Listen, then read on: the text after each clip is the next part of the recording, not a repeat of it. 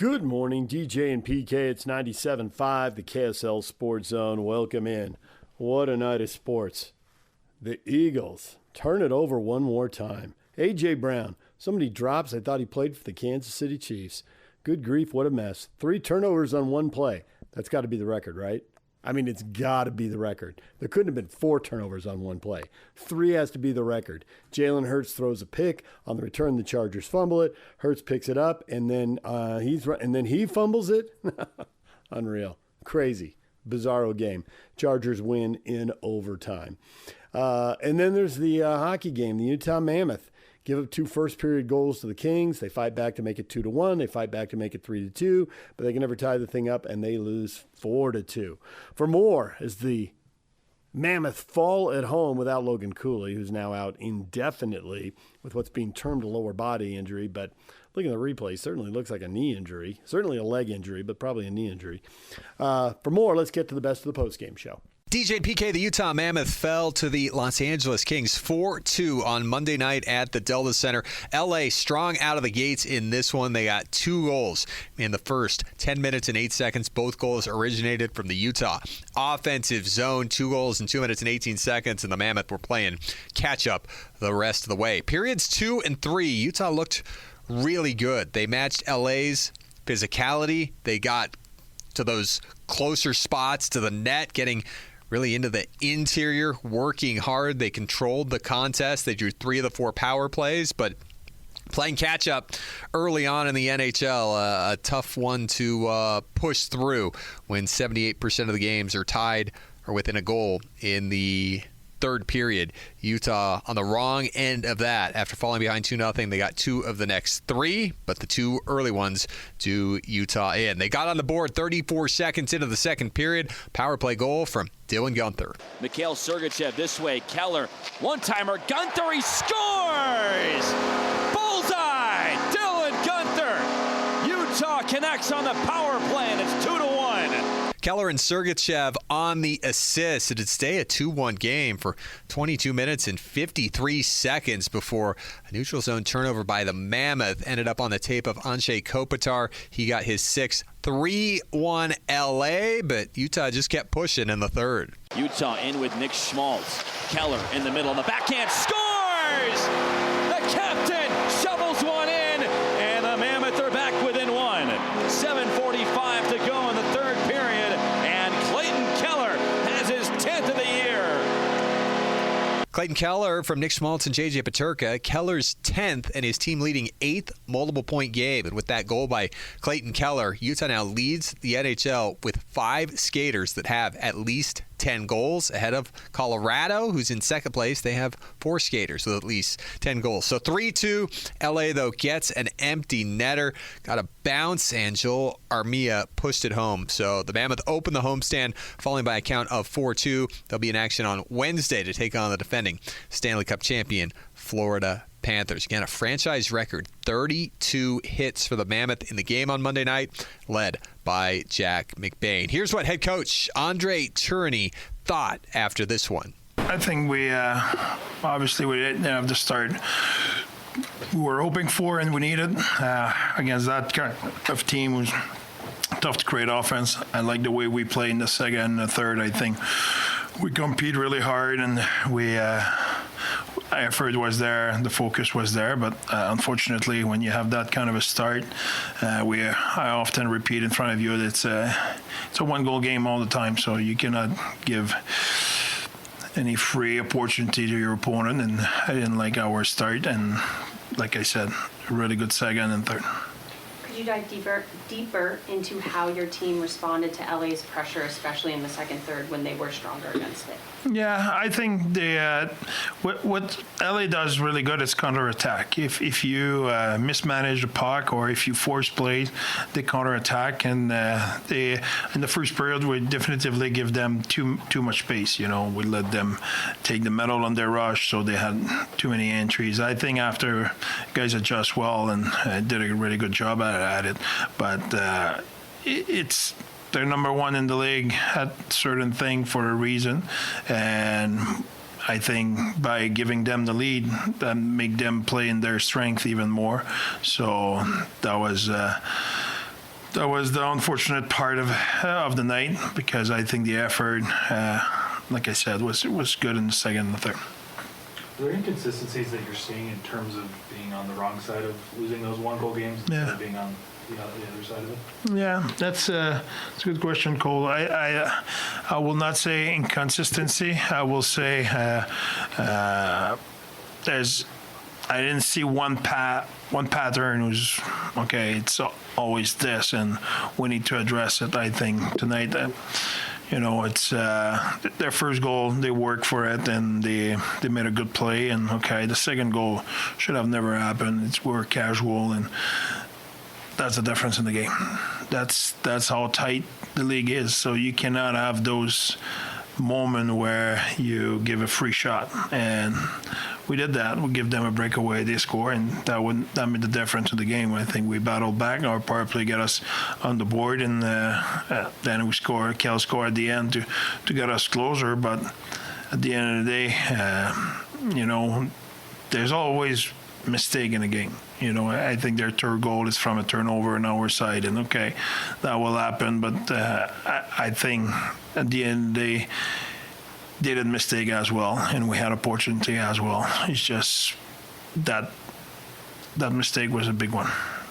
So Clayton Keller now up to 28 points in 31 games since he joined Nick Schmaltz and J.J. Peterka on that top line in Anaheim on Wednesday. Those three have combined for 5 goals and 10 assists. We heard from the Utah captain after the game on Monday night as well.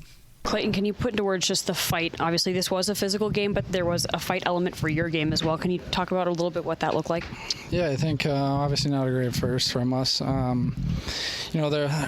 an experienced team. They're structured. They defend really hard, and they made it tough on us in the first. And I think the way we were able to kind of bounce back in the second, I think that's one of our best second periods of the year for sure. In just terms of everything, game management, and kind of trying to outchange them and use our speed. But then again, it's it sucks to have that little push there and not be able to get it done.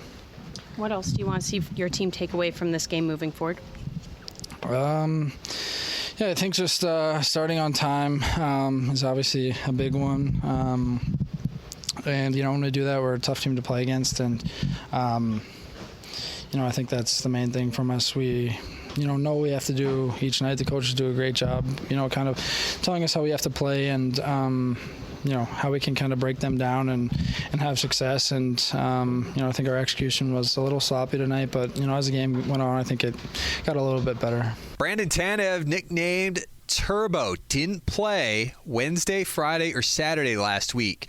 He was healthy, not in the lineup, but he was back on Monday night. He had a goal disallowed in the first period that would have made it 2-1. He was offside on a stretch pass ahead from Nate Schmidt. Only way he could have gathered the puck, unfortunately, just didn't quite line up with the blue line goal taken off the board. But a nice game for Brandon Tanev in his return to the lineup for Utah. In the contest on Monday night, he laid down 3 hits, but really set the tone with Liam O'Brien and Brandon Tanev, and we heard from Turbo after the game. What do you want to see from your team moving forward from this game? Yeah, I think we understood that that wasn't our best night, even though we fought and clawed at the end there. But that's a good hockey team. But at the end of the day, we need to understand what makes us successful. I think work on that in practice, and then we're eager to get back to you for the next one. It seemed like you had a little extra pep in your step. Was that from the extra energy from not playing the last couple, or is that something to prove there?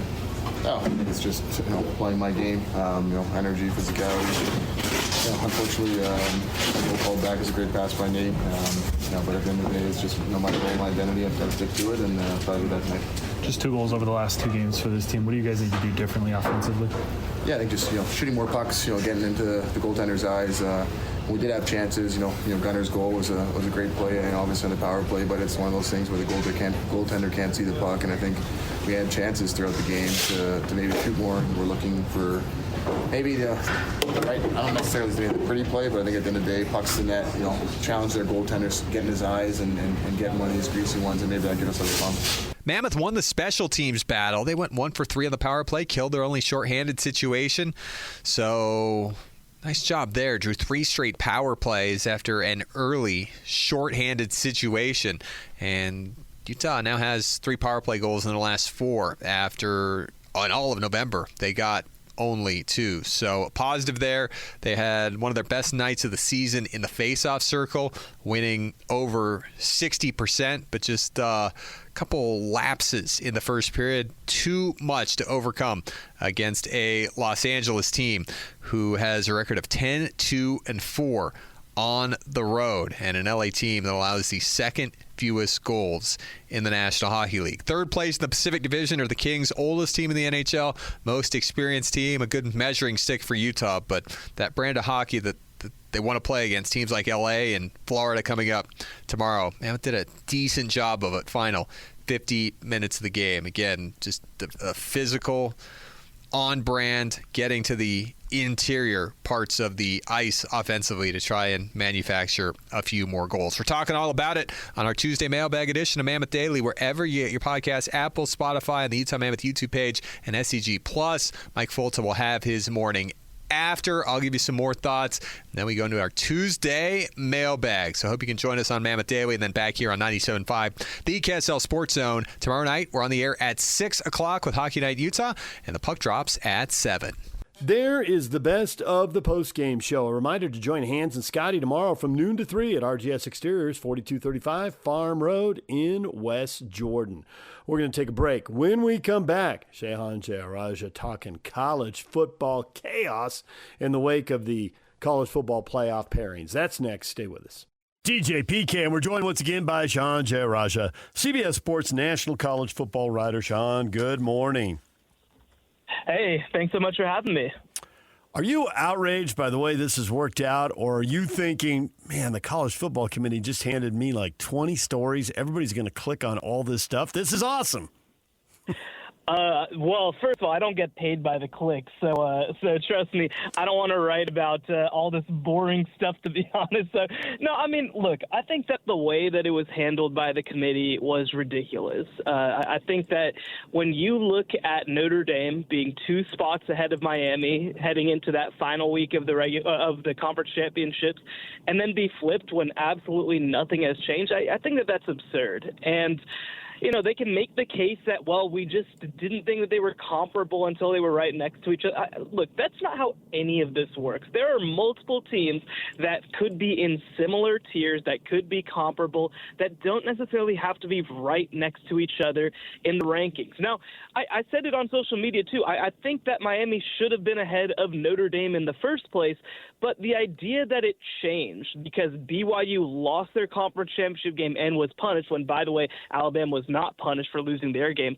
Again, just the whole way that it was handled to me was just absolutely insane. I think that this was by far the worst communication of any committee that we've ever had. I think that honestly, like, it's going to be very hard to make the pitch that we should continue to have these weekly rankings heading forward, which obviously I think is sort of an existential thing for the committee. But I mean, the reality is this, is that I think that it comes down to a question of almost integrity at a certain point.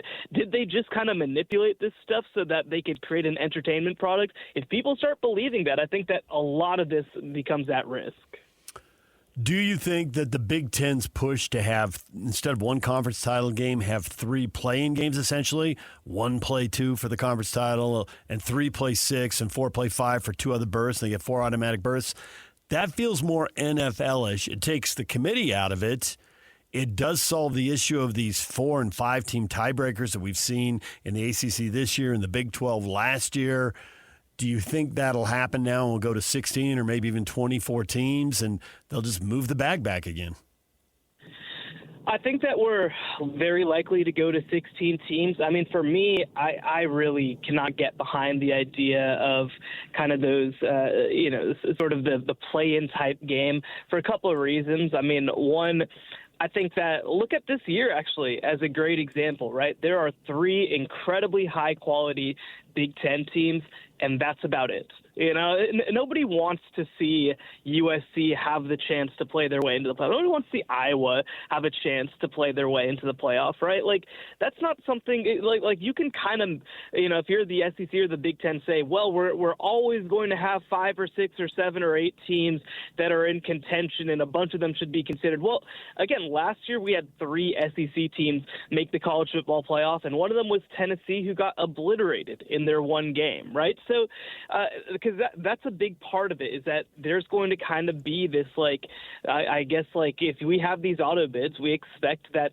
4 of them would go to the SEC, 4 of them would go to the Big Ten, and then again, it would be 6, 7, 8 of these Big Ten and SEC teams that would technically have a chance in the last week of the season. So I think that it sort of becomes a situation where, again, like, I just don't think that these conferences are consistent enough. I don't think that there's enough quality for these conferences that they should be guaranteed spots for their 4th, 5th, or 6th place team. And so for me, I mean, that's just a non-starter. I think that ultimately we're going to end up at a 5+11 system. I think we're still going to have the committee. I think that that's not something that's going to change. But again, I mean, I think they're really going to have to try to think about the way that they handle these processes.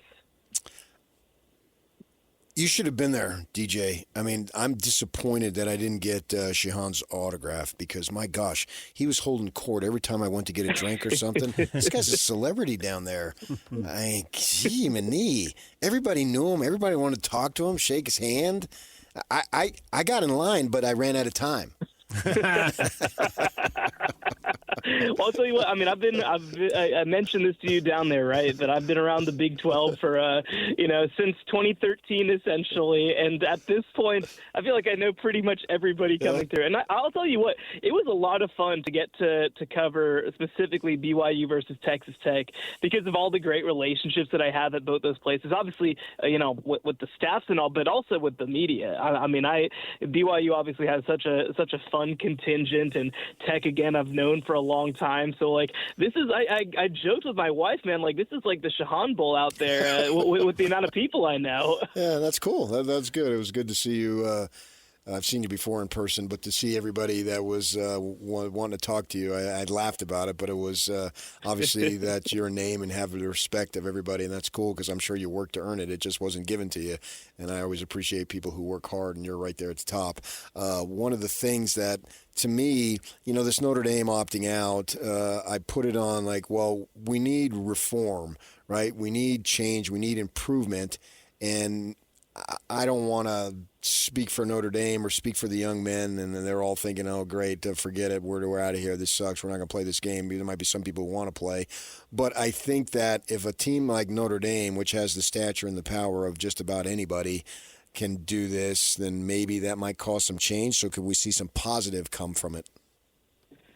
Well, there's 2 things that I'll say to that, right? One is, I mean, look, obviously, they certainly have the right to do what they want. I don't personally love that they kind of pulled out and canceled a bowl game. And by the way, I would have loved to see them play BYU. I would have loved that for both teams to have an opportunity to have a really high-quality game to prove themselves. But, so one, I mean, I certainly don't agree with their decision or love their decision. But the other piece of it is that if you're going to do this, then, like, you have to do this, and granted, I want to be careful with my words because obviously I work for, one of the broadcast networks technically, but like, if you're going to say that there was collusion or that they were campaigning against you, like, then sue. I don't know. Like do the thing. If you're going to do the thing, don't just kind of sit here and be like, well, we were treated very unfairly and we're not going to participate. But by the way, when the playoff is on that same network next year, we're going to obviously be trying to make it,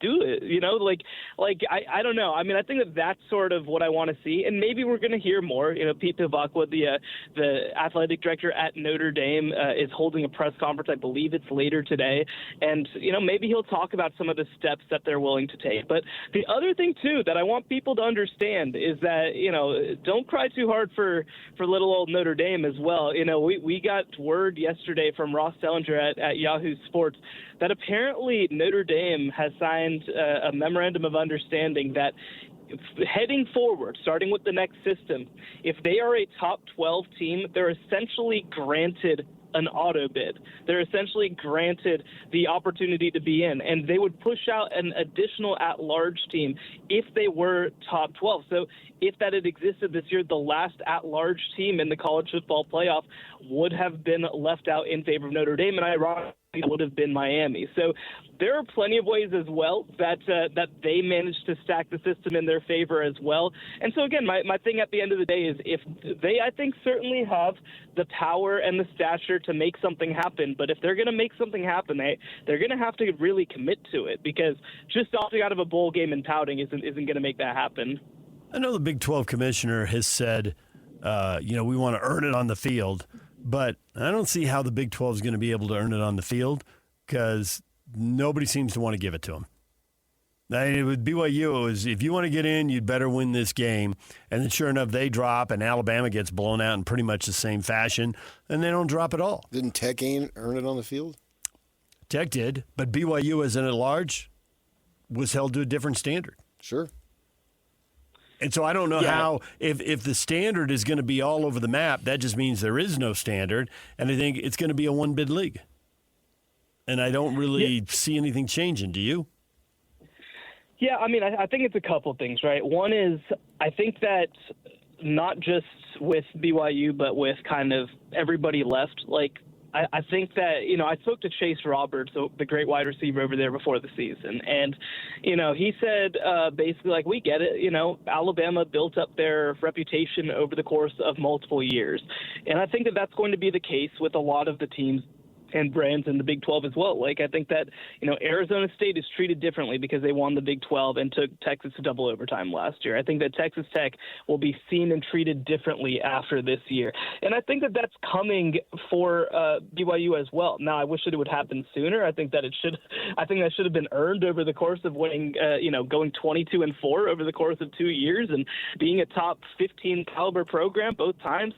But I think that there are opportunities to continue to build brand. But the thing, sort of the existential issue with the Big 12 is that there isn't the implicit credibility brands in the conference. So, for example, back in the old iteration of the Big 12, Texas and Oklahoma were in the league. And frankly, it didn't really matter whether Texas or Oklahoma were all that good. If you beat them, it was considered a big deal.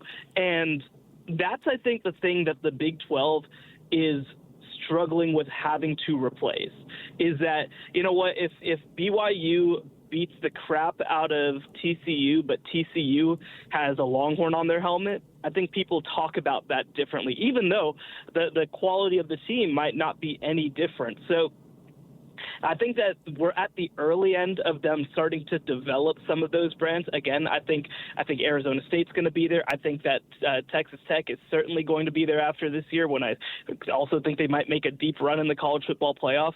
And I'll say this as well, is that, speaking specifically to BYU, I think that people are going to start to look at them a little bit differently after the way they held off Penn State and after the way that we've heard they're going to infuse some money into their roster. Again, it takes time. And again, does that help the 2026 Big 12? I don't know. But the hope is that it helps the 2029 Big 12. Is what we saw out of Texas Tech going to become regular, given all the resources that they have? Yeah, so the thing that's going to be interesting is obviously we started to hear to certain extents, right, that teams are per se finding ways to promise money over the salary cap to coaches, right? And that's going to be sort of the big interesting thing, is how is that stuff handled? Now, some of it is obvious in terms of, corporate partnerships and sponsorships and things like that. But, again, this is one place where it's going to be really interesting, is that, I was talking, actually, I think with your producer, Jake Hatch over at Big 12 Championship. And, one thing that we talked about is, in some ways it's great to be a brand like BYU, because you have all these obvious partnerships that you already have.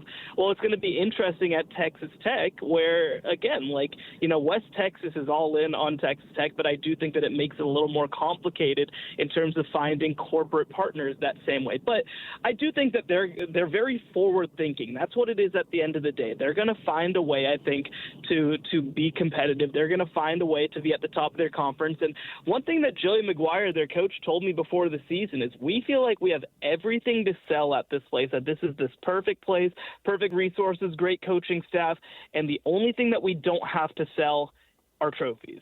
And now they've got one, and I think that's going to be a huge deal for anybody coming into that program. Shehan Jeyarajah joining us, CBS Sports national college football writer.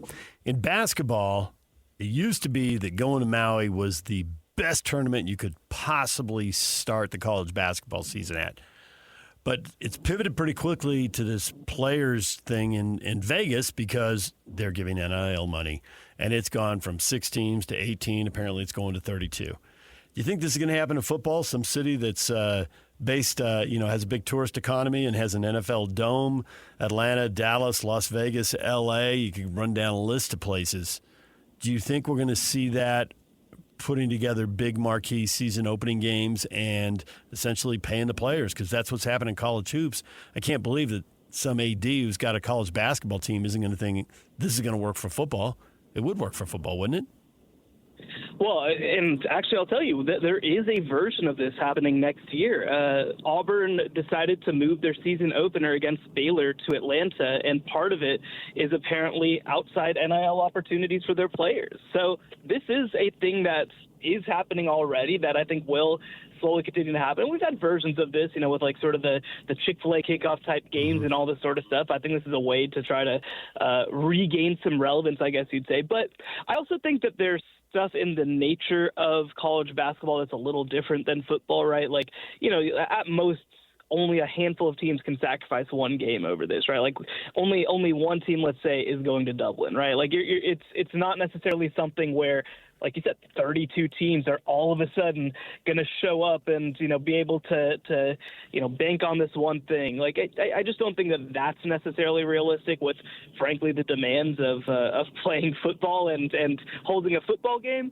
But I do think that we're going to see maybe more of these kickoff type games that have direct, sort of player compensation aspects to them. And, for me, certainly, like, we've just gotten now to the point where finally Alabama's playing non-conference games on campuses. I think that's really cool. I really hope that we don't fully lose that in the name of money. And not to get on my separate soapbox, but it is kind of disappointing, just big picture, how much of college athletics, or really athletics in general these days, is just business, right? Is just how can we maximize revenue? How can we maximize money? And it's almost like to a certain extent the actual sport sometimes takes a backseat to it. Because, again, you mentioned it, Maui was a really, really cool event, sort of a destination event. And, I'm curious if that sort of thing carries forward long term.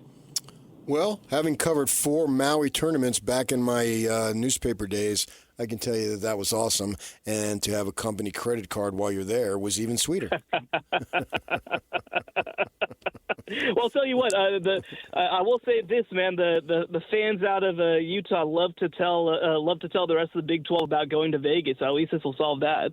Yeah, there you go. John, we appreciate it as always. Thanks for joining us. Thank you so much for having me. All right, there's a little college football when we come back. The Utah Jazz. Wow, it has been a bad week. 3 awful performances. Terrible. We'll get to that next. Stay with us. Get the best blankets and gifts ever and save 50% this season with promo code ZONE50. Shop online at MikiCouture.com or visit any of their 6 locations. So the Utah Jazz hit a new low. We knew the losses were coming. That's not a surprise. But my gosh, could you be competitive for 30 seconds, 60 seconds, 2 minutes? Because clearly a quarter is too much to ask. Outscored 41-13 in New York. How does that happen? Well, it's easier if you fall behind 23-0, which they did. And then, all right, where's the bounce back game? And we'll go old school, Jerry Sloan, show me what you're made of. Bounce back like you did after that Houston debacle a week ago. Bounce back and beat Houston the next day. No bounce back. The Thunder, no SGA, didn't have the MVP, didn't matter, 45-20 after one period. Well, the Thunder didn't have 3 starters. An 18-3 run against portions of the Oklahoma City Thunder. Hartenstein and Dort did not play. I mean, they're not big-time players, but they won a title with them. Yeah, nonetheless.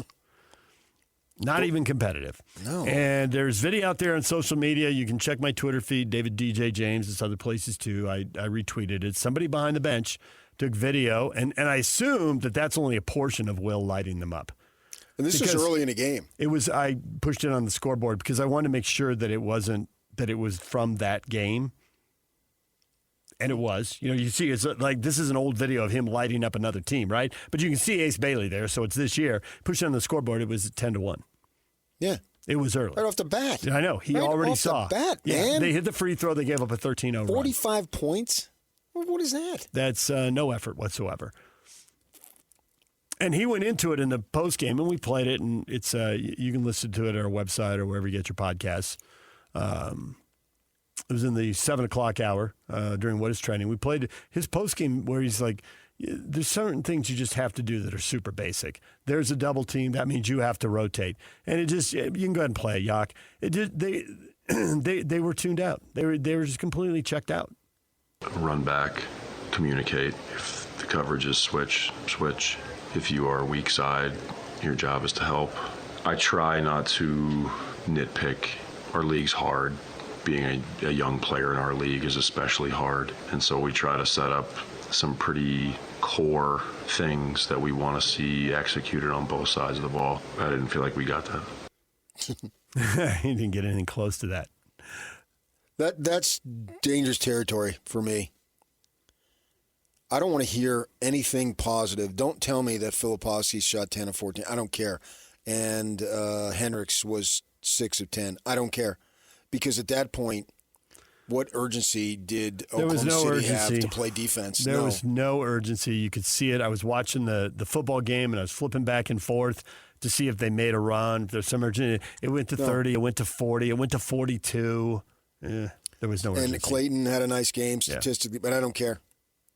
Because there was no intensity by Oklahoma City's standpoint. When you're up 45-20 and you've barely broken a sweat, and the best thing the Jazz did, their free throw defense was incredible because Oklahoma City shot 58% from the floor, 50% from three, and 44% from the free throw line. So the free throw defense was excellent. Maybe that's why they were celebrating with the smoke. There was a smoke machine malfunctioning. They finally fixed that by unplugging. That was embarrassing. By unplugging it. I was embarrassed for the franchise. There's a 14-minute delay because the clock didn't work and the scoreboard didn't work. Nothing. So essentially it's turned into a pickup game. But it was so out of hand. I was they should have called the game. Just get on with it. Just call, do what they do. Call out the score, run the clock. So what? It's a 40-point game. You're not going to win. That couldn't have been a fun time for fans. No, the place sounded dead. It sounded absolutely dead. Yeah. I thought that it's so bad that not only does Delta Center not want to be known as Delta Center or the Delta Center, they don't want to be known as Delta Center anymore. Just the airline center. Just call it Airline Center. Delta, don't drag us into this. Right. Insert airline here, center. Yeah. Don't drag us into this. That's the next game at Airline Center. Yeah, they don't want their name associated with that. That was bad. I just wonder how much of this is because they've got a bunch of young guys. They're not really expected to win. No, they're not held accountable. No. I think who's not held accountable? The players. They just Hardy's not holding them accountable? They come back. They come back and they get paid the next day. I think it changes. Everybody does across the league. That never changes. I think it changes when Austin Ainge starts moving guys. That'll inject all the young guys and their friends, and it's good times, and we see all the features in their broadcasts and all that. Okay, well, when your buddies start getting moved and some of them have to go to Europe, that might put some urgency. That's all junior high stuff. That's just marketing. Jobs get lost. That'll put some urgency into it. I mean, the marketing people got to put on a good spin and make it down home. These are nice guys and all. I get all that, but who cares about that? I don't care. I don't subscribe to that stuff. I'm not interested in learning that. But everybody does it. They're no different, so I don't criticize them for that. Those people are trying to do a job, and that you got to focus on that because you're not going to focus on the competitive nature of the team because there hardly is any. And sure, if they need to I hate to say this, do they need to start to rebuild all over? Oh, my gosh, I don't even want to contemplate that. I think Will Hardy is holding them accountable, which is why he F-bombed it like crazy. And every single fan, and you can go on and see it, I would never put F-bombs on my Twitter feed. That's just not who I am. You do that because that's who you are. And with that in mind, every single fan is, when they watch that, is like, yeah, way to go, Will. I appreciate it. 100%. I mean, he's done nothing but lose. I mean, they tell us he's a great coach, and it's not his fault. I get it. But nevertheless, is he in his 4th year? Mm-hmm. He's done nothing but lose. I know. It's going to take him 20 years to get to 500. If they start to win, they just tell him to sit guys down. Right. And I'm not saying he's a good more. or bad coach, but nevertheless, his tenure as a head coach has been nothing but losing. But I think he's felt that, and I think he's tempered that it's because gotta suck. It's part of the job, and it's what but we're in our 4th year now, and you got to tell guys to play hard. No. But I think that's where then the conversation comes with Ainge. It's like, this guy can never be great in this league because this guy doesn't play hard. Then cut him now. Get rid of him today. Let's see what Ainge does. What are we waiting for? I mean, I know Austin, and you know him even better. And this didn't sit well with him. There's no chance it sat well with him. Oh, no. So what's he going to do? That's what I'm saying. Are we going to start the rebuild all over because he's in charge now? Yes and no. He's going to make his own personnel decisions, and I never thought all 9 of these guys would stay. But the rebuild may look like there may be more veterans coming in. Maybe they make a trade for a 24-year-old guy. I don't know that it means that, we need 3 more draft picks and we're going to start with those guys. Okay. I don't know that it's a complete teardown, but do I think the roster is going to go through a transition? I do think the roster is going to go through a transition. I'm not associating rebuild with 19-year-olds. Okay, that's good, but I can't answer for every listener. We should make that clear. I think you can't. The roster is going to look different. Some people may read that as a rebuild. I don't necessarily mean that thing starting over with a 19-year-old. That is a rebuild. Yeah, but I always thought they were going to have to flip some of these guys to get somebody. Yeah, but if you got dudes over here not playing hard, what are you going to get? I know. Trash for trash? And that's why I said when some of these guys are out of the league, that'll resonate. That'll resonate with the rest of them. Like, guys, it's go time. Yeah, but you can't do it. No, go. I know. That's not good enough for me. I need to see my friend get cut before I play hard? No. That sucks. I get it, but I think the answer is yes. No. Then they're not winners. You're not going to win with those types of guys. I saw a thing just the other day on Jordan talking about him coming out and he rolled his ankle his first year and they said, son, you got to sit out. You got to protect yourself. He said, I said, no. I went back in and I got taped. And I realized I'm going to the highest example. I get that. I was going to go to an Austin Ainge example. But building off that. There's millions of guys who don't have to fit his talent level. We just talked about 3 starters or 2 starters for Oklahoma City that aren't big-time players, but yet they started on a team that won it all. Dort would have never done what he's done.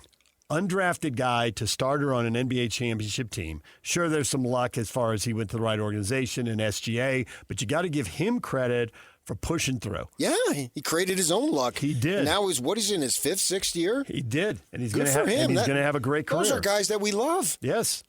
Undersized dude, undrafted, dude, willing to do the dirty work, defend, screen, rebound, whatever. Yeah. It's not like they're running down like, how are we going to get Dort a shot now? I mean, no. That's not how that offense is constructed. I'll take guys like that who are a little less talented. What I want is guys who have it both, just like a Jordan, just like a Kobe, that would be who best, just breathe it and live it and also have awesome skill. The whole objective of every single professional ball player and every dude, man, woman, whomever working is whatever ability you have, get the most out of it. That story you told about Ainge and someone either they doubled off a guy or they fouled him. But anyway, it ended with him looking at a teammate right in front of the guy and going, he can't shoot. Right. He's just totally dismissive. TCU. Austin Ainge, it's so in his basketball DNA with his dad in the NBA and him wanting to be as good as he could be. And he played in college, so he was pretty good. But find the weak link. Find the weak link. You think Austin Ainge isn't sitting there watching Jazz games looking at the young guys trying to figure out who the weak link is? He does it automatically. He can't help himself. Yes, so I do have a level of encouragement that this thing can get going. Yes, and we see these games melt down. Now, there's got to be frustration along the way with how some people perform in practice, but we don't get to know that. That's behind closed doors now. How they interact with the strength and conditioning or the nutrition staff, like who's really dialed in. And Austin is walking around the building and analyzing all of that. And whether it's cutting somebody or trading somebody for not much, we're going to find out. He's not just going to stand pat with this roster. It's not how he's wired. And honestly, the way it's going right now, it's not how most NBA GMs are wired, because you're not going to be an NBA GM for long if you tolerate this for a long time. Because pretty soon the owner who's sitting there, and that's a good thing, local owner goes to games and is emotionally invested, grew up playing junior jazz and all that, he's emotionally invested. He had to hate that. For sure. He had to hate that. And eventually he's going to look at Austin and go, Austin, what are we doing about that? And Austin's going to do something about it. And he may do something about it before he gets asked, because he's hating it too. It's a little stunning to me that in multiple games, after the team gave that poor an accounting of itself in New York, that they could come back at home and give that poor accounting of themselves again right from the start. I agree, 1,000%. What is going? Is there something going on we don't know about? What are you guys doing? Do you want to be in the NBA?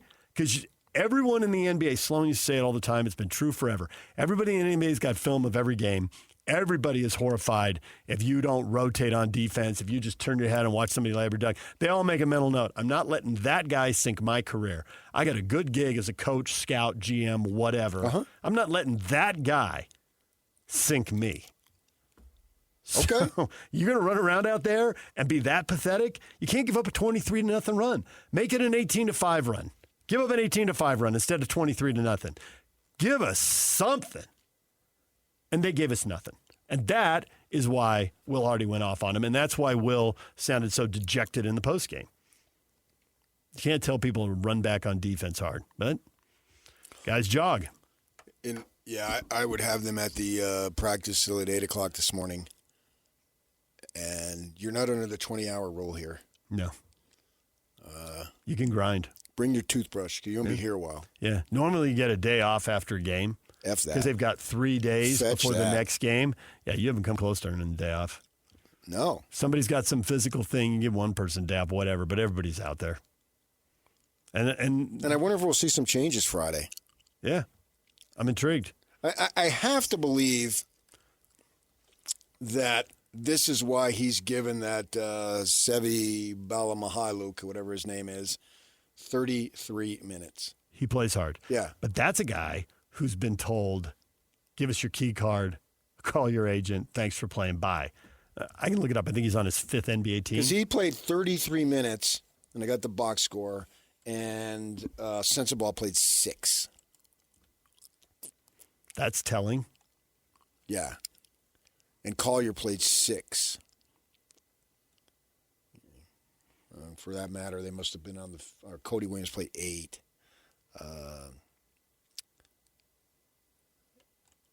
That's the only thing I could think of. Because old Civi, there's no future in him. But if that's what it takes, if that's the example. This guy plays hard, so he plays. Then I'm okay with it. You guys are thinking about your next shot, standing still while guys blow by. And Will's been disgusted before, but he disguises it. He says, well, we had a problem with straight line drives. Yeah, you're a statue, and guys are blowing by you. They're not even running an offense. They just dribble past you, get layups and dunks. He has to protect the guys in the 100% media. He does. 100%. And I totally get what he's doing, but I get that when he says that, he's also horrified by what he's seeing. Yeah. And he can't go out and go scorched earth on him. I'm with you 100%. But he can face-to-face. He can face-to-face. And in front if of you're the team. sitting in the media for a long time, there's plenty of people in that media room when he says that, they know what he means. They watch the game, and they know what he means. And furthermore, Austin Ainge knows it too. And he's going to make decisions on guys' career. And if Svi's out there playing because he's playing harder and at least coming somewhat close to executing whatever the game plan is, well, he's bounced around. Lakers to the Pistons to the Thunder to the Raptors to the Knicks. Yeah, but I don't buy that. I don't buy that. No. You got to play hard to stay in the league. And good for him. Playing hard but to that stay in the doesn't league. mean that the other guys have to go through that before they play hard. They shouldn't, but apparently they do. Well, then they shouldn't. No, then they're not winners. I don't want them on my team. I don't want them anywhere near my locker room. I don't want them anywhere near my guys. And Austin Ainge isn't going to say that out loud, but don't you think he starts thinking that as he sees behavior patterns over and over? And this is not, we're talking about these last two games. These are the last two games. But to find a third game, we only have to go back to that Houston game. This is 3 of them in the last 9 days. And it's 3 and 8 days. They're not playing today. Today's 9th. And I want change, man. Maybe that's why the whoever was in charge said, man, I'm going to send smoke signals to the team. This is what they need. And it was a higher power when that fog thing was going off. They were sending a message. I did see the Pope tweet. That was good. They're electing a Pope. Puffs of smoke coming out of it. At Airline Arena. That's what I'm going to call it from now on. At Airline Arena. Yeah. So the guy in his 8th team trying to hang in the league is playing hard, and the coach is giving him the minutes, and the first and second and third-year guys are playing, you just read their numbers. But there's no excuses sparsely for them not to play hard. You don't need to have 5 years, 4 teams to realize, ooh, I better start playing hard. I would hope it doesn't come to that. No, but apparently, I would hope it wouldn't come to 45-20, or 23-0, or 41-13, or any other numbers that Jazz fans have had to sit through. And worse to the players, the owner is a fan. Yeah, I think most owners are these Takes days. Zero imagination. Yeah, actually, you're right. A guy like Ballmer, probably didn't grow up thinking about the Clippers, but once he bought him, he's sitting on that baseline screaming like crazy. Yeah, in Dallas, Cuban was a fan via nefarious means. Yeah, Cuban was a fan before he was the owner. Ryan was a fan before he was the owner. Yeah, I was a fan, and I'll never be the owner. Another true statement. When we come back, what is trending? The headlines are coming up next. It's time to get your morning started with the news you need to know. News update. This is what's trending with DJ and PK. Hashtag NFL. It's empty for Hurts. Watch quarterback draw. And here comes a blitz from Dayon. Can't get there. Intercepted. Big man. Oh, and the ball is out. And the ball is out again. And the Chargers fall on it. My goodness, that's an interception, a fumble recovery by the offense, and a fumble recovery by the defense. Let's get it all sorted out. When it's all uncovered, it's Troy Dye that's got the ball. Do they push? Hurts under center. Hurts with a quick pitch out to Barkley. He has the first down and more. 40, 30, 20, 10. Touchdown! Saquon Barkley! You're not going to catch him. You're not going to catch him. It's a 53-yard scamper by Saquon Barkley. Hurts in the shotgun. A touchdown would win it for the Eagles. Hurts pulls it, throws. Intercepted, game over! Intercepted, game over! Game over, the 4th interception, Tony Jefferson. Unbelievable, Unk does it. The Chargers beat the Eagles 22-19 in overtime. Whenever you lose the turnover battle 5-3, I've always said, PK, I don't know how often that happens. 8 turnovers in a game. That's a lot, man. Wow. But -2, that'll get you beat. And that's what Philly is. Although 5-3 is really weird. Including 3 on the one play you just heard there, which is a comedy of errors. Yeah, it hurts, man. With 4 picks. Not all of them. That last one was a tip ball. Great play. Sometimes there's great plays. But that was a wild game for not as much scoring.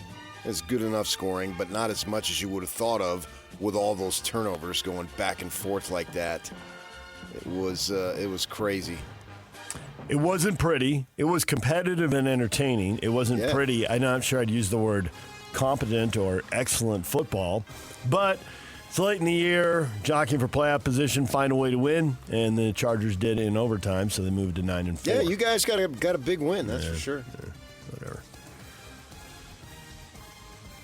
First time that's happened since 1978. You ever see anything like that? See anything like that in a college game? Whatever. Whatever. I thought they had it when Barkley broke that 100. Or he ended with 122 yards and 52 of it on that touchdown. He's a fun guy to watch run. play. Yeah. He hasn't had as many of those big runs, although the last couple weeks he has. I don't know if that's the offense being better or maybe he was playing with some injury they didn't completely talk about and he feels better, so now he can break those off. But I think he's the best Barkley to play in Philly. Ah, nice. Saquon 1, Charles 2, who's 3? Got a third Barkley in Philly? Yeah, Matt Barkley. Do you believe? Yes, I do. That the Colts will actually play 44-year-old Phillip Rivers? I mean, they need to do something. They've lost Daniel Jones to an Achilles tear. Riley Leonard, the backup, has a knee injury. They could go with Rippon. Brett Rippon's their third quarterback. They got to bring somebody in. I would even, at this point, I'd consider Mark Rippon. 44. Well, how old is Mark Rippon, you think? I'd say pushing 60. 60? I was going to guess like 58. Thinking the same thing. All right, well, for the Colts. At this point, you need an Iron Man, right? So I would go with Cal Ripken. You guys underestimated Mark Rippon. 63. Okay. Colts have lost 3 in a row and 4 out of 5. Although they sit in a playoff spot, it appears almost inevitable At this they point, will I'd lose see it. what's up with Peyton or Eli. Maybe even Cooper. Austin Collie. Bring them all back. Bring back Edgerrin James. Marshall Faulk. They play for the Colts? Famous Colts, yeah. I think of him as a Ram. Yep. Famous Colts. What's Burt Jones doing? Johnny U? Johnny Unitas. Now you're talking. Let's get Raymond Berry out there running routes. All right, DJ and PK. John Mackey. Nice. Hashtag college football. I have tremendous respect for Miami. You know, great team, great school. But we were mystified by the actions of the conference to attack, you know, their biggest really business partner in football and a member of their conference in 24 of our other sports. I wouldn't be honest with you if I didn't say that they have certainly done permanent damage to the relationship between the conference and Notre Dame. That, I got to say, surprised me. I'm not surprised that they were upset, but they'd come out and... Yeah, but you're Notre Dame. Set up the microphone. Now, he made that. He's Bavacqua. He made that second best. Kurt 1, Pete 2. He's Bavacqua. Famous Bavacquas. Could he hit water if he fell out of a boat? And we have to splice in some Will Hardy language. Yeah, right? Yeah, but I think that being Notre Dame, you can say that. But at the same time, you're not... You're like living together. You're not married. So you have a little snafu and you bolt. They're not married. It's not a marriage. Nope. It's 5 football games. They're not. It's it's more than that because all the other sports. They actually are married in the other sports. In the other sports, yes. But in this one, I saw one of the it was like picking your kid over your niece or nephew. You know, they're not all the way into the family. If I'm your Mark, I'm on the phone. If it permanent damage. Permanent damage. That is a phrase that sticks with you. It does. Yeah, I can remember in 07, you really got under my skin and you did our relationship permanent damage, and I've never forgotten it. Okay. So that type of stuff stays with you. And it's a crazy situation. That's why I'm okay with Notre Dame doing this boycott, because I think it sends a message that Boise State couldn't send, or whomever couldn't send. Utah couldn't send. Yeah. BYU couldn't send. Nope. It takes somebody of Notre Dame's stature to say, I just have a hard time believing they're going to stop playing ACC teams and pivot. Well, if but I had a hard time believing deal, what's the difference, though? Once you said that, but like you said, once you go out and say permanent damage on purpose, maybe they will. Maybe they're taking it that much worse than I would have thought. Yeah. If it leads, it could just be words, and there's really no meat behind it in terms of anything that you're going to do to change it. The bark is worse than the bite. We'll have to see. Barked about it. And that's been the story of my life. I am all bark. Very, very little bite. The coaching carousel. How much you care that TCU offensive coordinator Kendall Briles is leaving to become South Carolina's new offensive coordinator? How much does that set back TCU, you think? You know, he's thought of as a very good coordinator. Followed him a little bit. Obviously, he's the son of Art. But, you know, Sonny Dykes is an offensive guy, and so see who he gets in there type of situation. And how much his imprint's all over it anyway. Right. Yeah. He's not going to let it fall apart. Sonny's made his mark through the offensive end. When coaches lose coordinators on their side of the ball, whatever it is, they're there to make sure things keep going. But when they lose a coordinator on the other side of the ball, that's when things can get wild. Teams can drop off. You surprised that Lane Kiffin's letting LSU assistants, who he took with him from Ole Miss, go back to Ole Miss to coach a playoff game? No. Trying to smooth things over? Even he feels a little bit of heat? Yeah, he took some rep hit. And I do think that he has an affinity for the boys, the actual boys who are playing the game, not the adults, the boys, the guys who he's built relationships with 1, 2, 3, 4, maybe 5 years. And so you would be an absolute 1,000% cold-hearted if you didn't have any minimal, but I think it would be more minimal to the guys who you coached, that we were there with day in, day out for, as I say, up to 5 or 6 years, depending. Some of them not as much, obviously. So, no, why not? It'll be interesting to see if they win a couple of games, and then it lingers a little bit. Then it does linger. The portal was going. But, I mean, he can do a lot of it. And they take so many of these analyst dudes that they call them.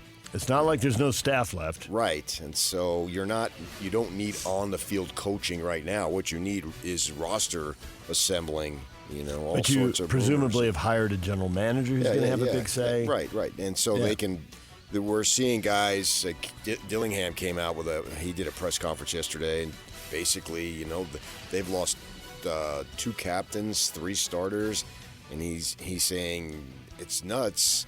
The only thing that's staying is the money. In fact, the money's going up, and they don't have the money to pay these guys. And you'd have to think that LSU does. So here's some talent. Can you poach these guys? That's what it's all about. We go from coaching carousel season to poaching season. Yes. And that's the new world order. And as much as recruiting day is exciting and all that, it's the poaching season where the championship teams are going to be built. I think it's both. I think that you need both. You can't rely on poaching. You can't get all. But it can make a big difference. We've seen some kids now for Utah. Obviously, Isaac Wilson doesn't look like he has a future at Utah, so that seems natural that he would put his name in there. I know he did last year, but I would think this year he'd be gone. We'll see who has an opportunity to, not necessarily, I wouldn't say bid for his services, but are interested in his services. DJ and PK.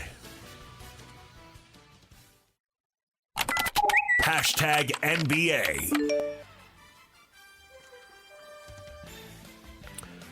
Do you care about the kids? Dylan Harper with a game-winning lay-in, offsetting Derek Queen's 33-point triple-double with 10 rebounds, 10 assists. Spurs and Pelicans, the most recent draft, on full display. Well, the Spurs are a good team. They've got some guys out right now, and Harper has an opportunity to take advantage of that. And he, at least from the layup perspective, the game winner he did. As I say, I expect certainly the Spurs to be a factor for the next few years. And New Orleans is so bad. Their record, what is it, like 3-22? Yep. I mean, it is really just bad. And awful. They don't have their draft pick. Well, but if you're going to get Derek Queen, that's the one who they gave to give it up. If Yep. you're going to go for 33, 10, and 10, you'll give up the draft pick.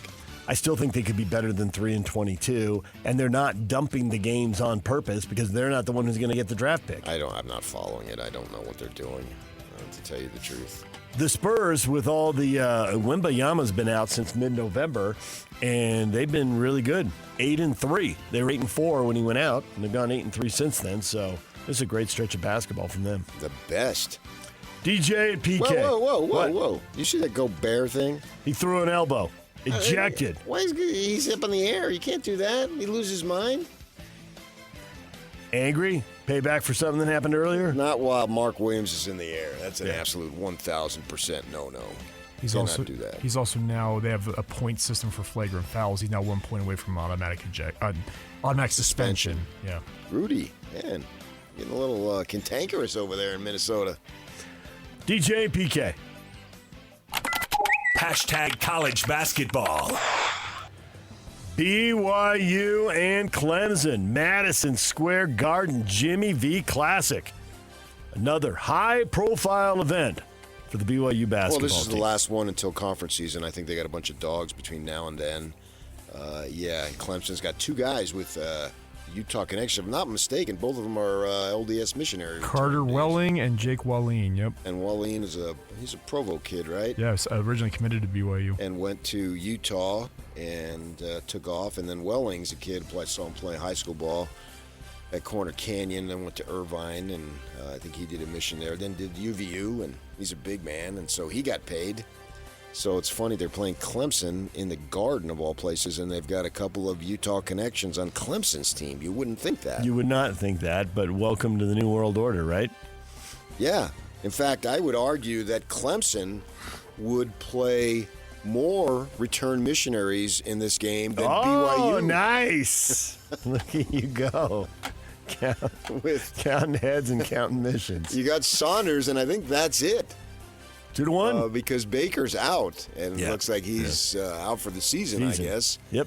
And that's pretty much it. So imagine, who would have thought in 2025 in Madison Square Garden, of all places, the world's most famous arena. I've been there many times as a kid. I haven't been there in many years, but had gone, used to people, family, whatever, take me to see the Knicks. I don't think I ever went to a game there with my father. We didn't have the money, but others did, and I was friends with the mayor's son, as I told you, and he had tickets, so I'd been to the Garden a few times. And then to see Clemson have more return missionaries in their lineup than BYU. That's shocking. It is. It's shocking. It's completely out of left field. It's shocking. There is literally nothing that would make you think that would be true, and yet here we are. I have no problem with it. It doesn't matter to me. I don't care. I'm just pointing it out. I know sometimes when I speak, and I'm my tone, thinking, oh my gosh, that's outrageous. Heads must roll. Well, I'm not saying that at all. I mean, Kevin Young was brought in to win basketball games, and if that's what he decides to do, I'm fine with it, but I'm just saying it's an observation that is extremely odd in this day and age. In this day and age. You and the movie lines. All right, tip-off is early. This game's at 4:30 on ESPN. Good, I'm going to watch it. DJ and PK. Hashtag NHL.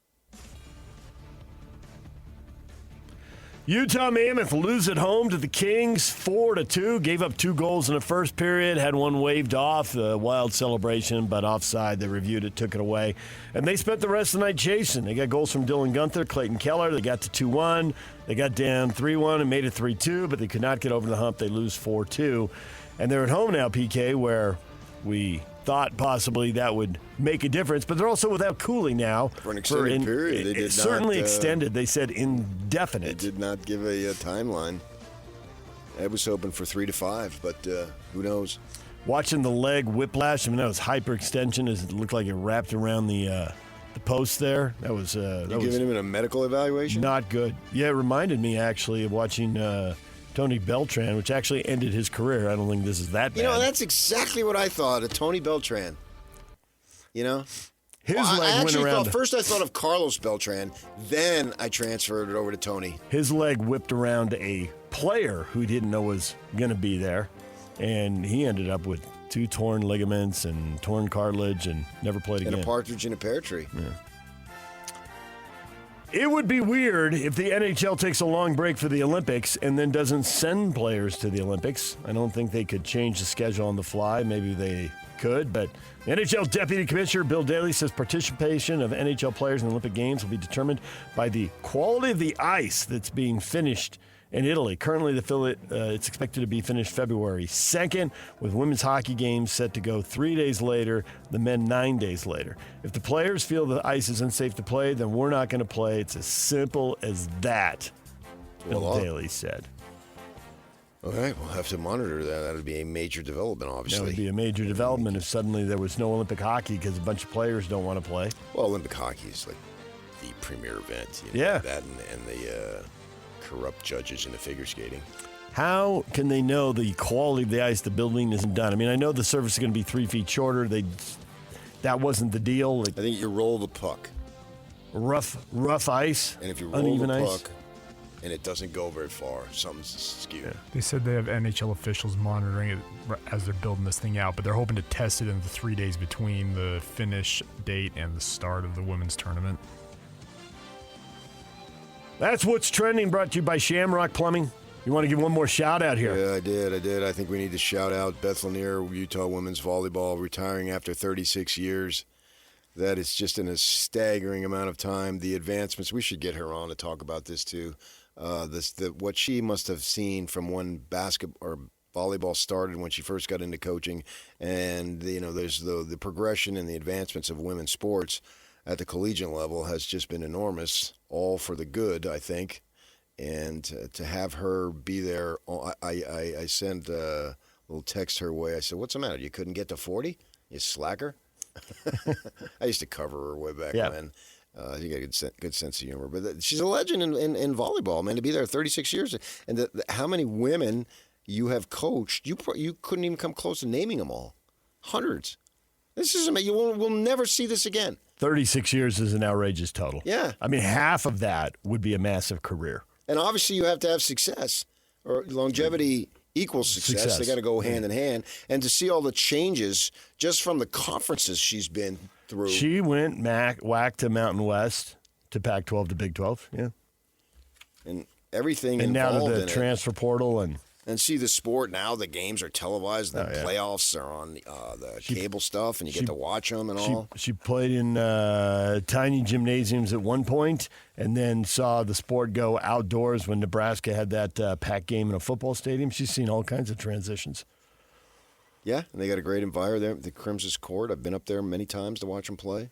What is trending, brought to you by Shamrock Plumbing. There's no job too big or too small. Get the personal touch with Shamrock Plumbing.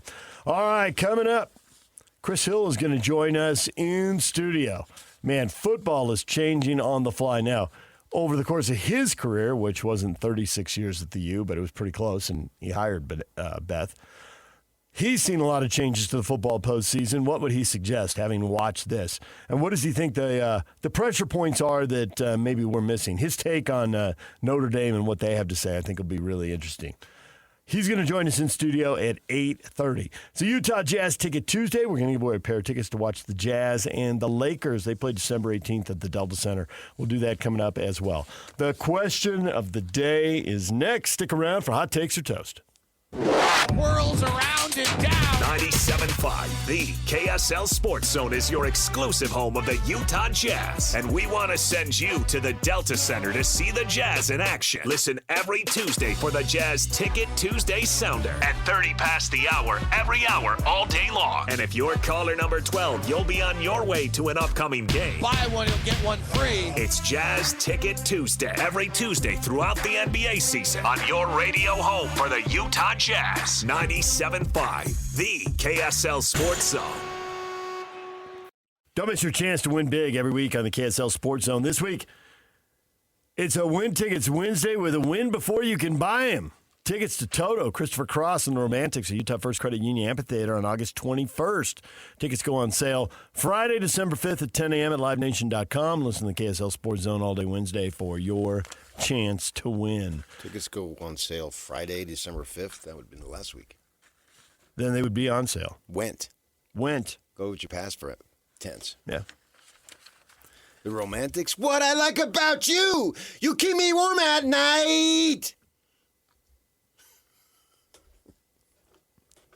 No, you make me feel all right. Yeah. Question of the morning. Notre Dame. The Fighting Irish. First, they won't play in the Pop-Tarts Bowl. Now they may not play the ACC. Permanent damage. Should Notre Dame be going off like this? Brooks says it isn't personal. Notre Dame pulled out of the bowl game before they knew who they were playing. Oh, for BYU?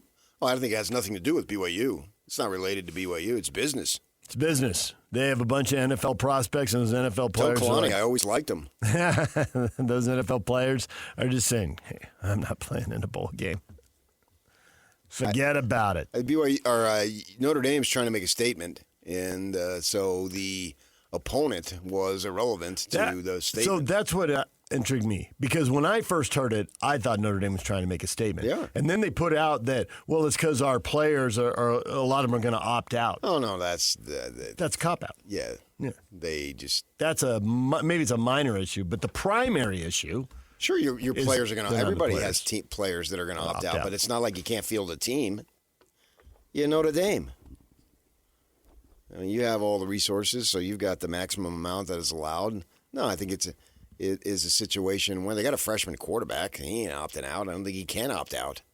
I mean, I guess he could, but relative to the NFL draft I'm talking about, I believe he's a redshirt freshman. So you got to, unless he didn't enroll right out of high school, he still has to wait a year. So with the rules for the NFL, I think it's more about a political statement that they're trying to make, and they're miffed and all that. And I think they have every right to be miffed. BYU should be miffed. I think BYU should have made more of a stink and not be so accommodating, placid in their responses, be a little more aggressive. I don't have any problem with that. But this has nothing related to BYU. And now BYU, the good thing about BYU is they get a ranked team in there. Georgia Tech's ranked in the 20s, are they not? They are. So, I was talking to somebody Sunday, I think it was. I can't remember who it was because I was traveling and speaking to people at airports and at stadiums and whatnot. And to me, it was about the bowls now. It's about opponent. It's not about, who knows, the Pop-Tarts Bowl. I don't know and in 5 years, it'll be whoever wants to sponsor it there. So at least it's Orlando. It's on the other side of the country from you, but it is a warmer area, and they got the Disney World and all that stuff. So that would be fun as far as that goes. If you want to make a trip out of it, it's a place to go. Yeah. And I'm not talking about the fans. I'm talking about the for team. The player experience. And in bowls, they take everybody and their dog. Yeah. It's like it's a celebration. The playoffs are a business trip. Yeah. And the bowls are a party. No, and they'll take your wife, your kids, and whatever, so you get an opportunity to go there and enjoy it. Who was it? Corinne Reed for Utah when they ended up the season last year, very disappointing season for them. And he was a senior, and he's married, and his family, they all went and then stayed after. Played the game on Saturday, and then they stayed after. It was Thanksgiving weekend last year, and had an opportunity to, I think they might have even played on Friday. I don't remember. They did. So they had that opportunity to hang out there for a couple more days and have some fun that way. So that's cool and all that. And the bottom line for the youngsters that are playing the game is it's another opportunity to play a game. To me, I'm not really caught up in those bowl results anymore. It's hard to be. I mean, the opt-outs just keep growing. I tried to ignore them for a while, but you can't. Every year, it's more guys, and you're playing half a team. Yeah. I mean, you're right, because we do look at, okay, they got a young quarterback, and he'll play. But does it matter if they're missing 3 starting linemen? It could. Or if they're missing 3 defensive linemen or, whatever.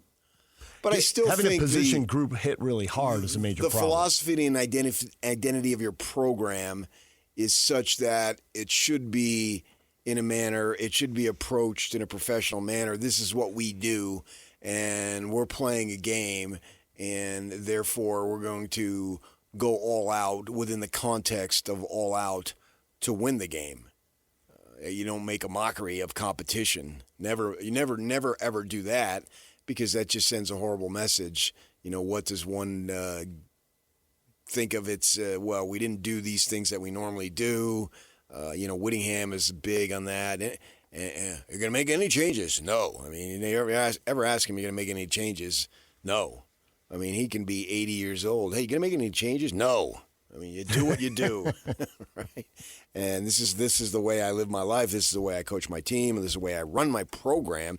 Coaching team and running the program are very important. So I think that from that perspective, you should maintain that, knowing that it's not the same because you don't have your guys. Like I said yesterday, ASU had 3 starters just opt out, and so they're going to go ahead and play Duke. But you still approach it as if you are all out to win. And if you win, great. But if you don't, I don't necessarily think it puts a negative mark on your season. The Bulls have been downgraded to the level of, who cares from that perspective. Maybe for Utah State, because you'd rather be above 500 than below it. I think the stakes are higher for G5 teams than they are for power teams. Now, the G5 games can be impacted by opt-outs. They have guys going into the transfer portal, and they do have some NFL guys on some of those teams, or at least guys with NFL hopes. So those games can still be impacted. But if there's 12 teams getting into playoffs, and it's 2 G5s this year. Normally it's 1 G5. So maybe there were 3 or 4 G5s who thought they were fighting for that. But for most teams, the bowl's the goal. It's what they're always fighting for. It's a different deal. I mean, in the power leagues, it's absolutely a consolation prize. And if you're rebuilding a program, it can be seen as a stepping stone. Rich Rod at West Virginia. Yeah, I don't think it's a consolation for the power programs. Because there's only maybe 15 that will ever have a shot. They're no different than the G5s. It's a consolation for Arizona? Absolutely not. Okay, but they're building a program. Everyone is building a program. You're never not building a program. Arizona's come off a bad year, and they needed to get bowl eligible. I don't think they ever thought they were going to the playoff. How many? Why would they ever? They've never went to the Rose Bowl. Why would they ever think they're going to the playoff? They've never been close. Well, if they're coming off a good year with a good quarterback, hope lives, PK. Even if you don't think it's realistic, inside a program, hope can live. You can think whatever you want. This year. No, I don't think it's a consolation. Okay, isn't it a consolation? It's I don't see that at all. You're always building. You're always trying to establish momentum. You are perpetually selling. You're never not selling. I buy that. And for the guys who opt out, I buy that for the backups. It's a chance to show they can play either to their current coaches, or maybe they have new coaches coming in, or because the transfer portal looms. So it's an opportunity for those guys. I think all those things exist. But I think the reason that you say you've devalued this in your mind, is because they are a consolation prize. They are not a consolation prize. The result of the game, but I never get caught up in results anyway. That's just me. No, if you could have seen the U of A basketball team played Auburn over the weekend, and you can go look it up, and you can see it, and they put Brennan there, and you would have thought he was Bruce Pearl taking off his shirt and coloring himself in red. Yeah. He was going nuts. This is not a consolation prize. This is actually a highlight for Arizona. The Holiday Bowl is one of the best bowls they've ever gone to. And I buy that for the teams that don't have hope and are building a program and coming off of, what were they coming off of, 3 or 4 wins? But the year before, they were coming off 10 wins. So, I mean, it's all dog years now. Okay, but that's just like Utah then. They came off a dog year last year. They view themselves differently after 4 trips to the Conference Bowl, and they thought they had a playoff team. I mean, the bitter disappointment, it was playoffs all the way. We sat here and talked about it after they lost to Texas Tech, and you said it's 1 game. I'm like, yeah, but the mulligan's gone, and they got a lot of games to play. Okay, and so ask Kyle. You'll have an opportunity. Ask him, is this a consolation prize? He'll never say that into a microphone. I didn't say but I think stick a microphone in front of his face. That's okay. You have opportunities and relationships. You don't need to ask them public. I never said it in the microphone. Right. Okay. I just said ask them. You extrapolated, and I don't appreciate you extrapolations.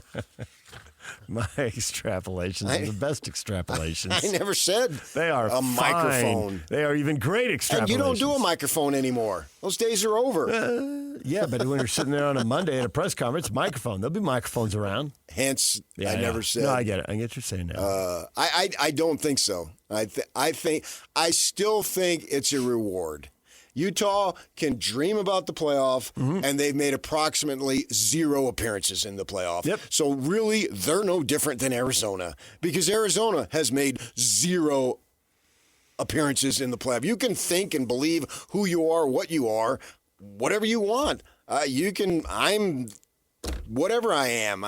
Doesn't matter that what you think and what's reality. The fact is, most of these teams have zero shot or maybe minimal shot at getting to the playoff. Now, you can also argue here that they've never had a better chance because there literally is an automatic qualifier. You don't have to have a beauty contest. You can get in by simply doing one thing, and what ASU and Tech has done this year. So you can be in, and though from that perspective, they've got legitimate chances, but that's only one team right now. And until I see otherwise, until we expand, I don't think the Big 12 is going to be knocking on the door of two teams. Hey, Yormark, he fully expected to have two teams.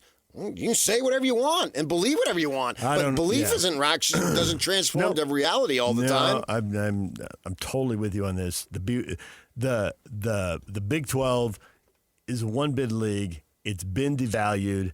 It may be unfair, but it's the way it is, and I don't see it changing. And you're right. Until they get a second bid, I'm not going to believe they're getting a second bid. And when and I actually thought that 11-1 would get you in, and BYU got to 11-1 and didn't get in. So in a way, I think less of the Big 12's chances at the end of the season than I did at the start, and I wasn't in love with their chances at the start of the season. I can buy that. I mean, the numbers bear out what you're saying.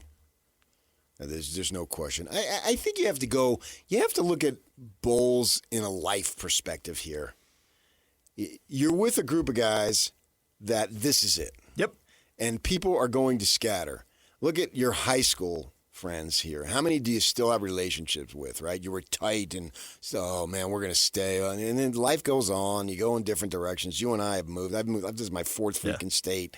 There's a guy here in town that I went to high school with, and we text. And that's kind of a fluke. Other than that, nobody else. And so same thing here. Guys, especially guys who aren't from here, they're going to take off most likely. So you have this opportunity to be together one more time. You can go have some fun with them. And when the ball goes up, nobody's thinking consolation prize. That's the beauty. That's why college football, the ratings continue, the interest continues. They couldn't have screwed this up anymore if they wanted to. They have screwed it up so bad. And yet. But when that ball goes up, we're going to watch.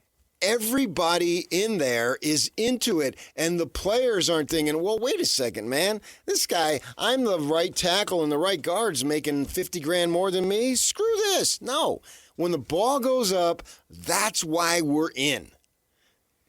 You know, in football, basketball, when it's dropped, when the puck is dropped, when the first pitch is thrown, whatever sport, it's the competition, and it's Joe Blow, who loosely represents your school, still has your uniform on that says Utah or whatever it is. Got the and logo. To the fan, that means I am a Ute.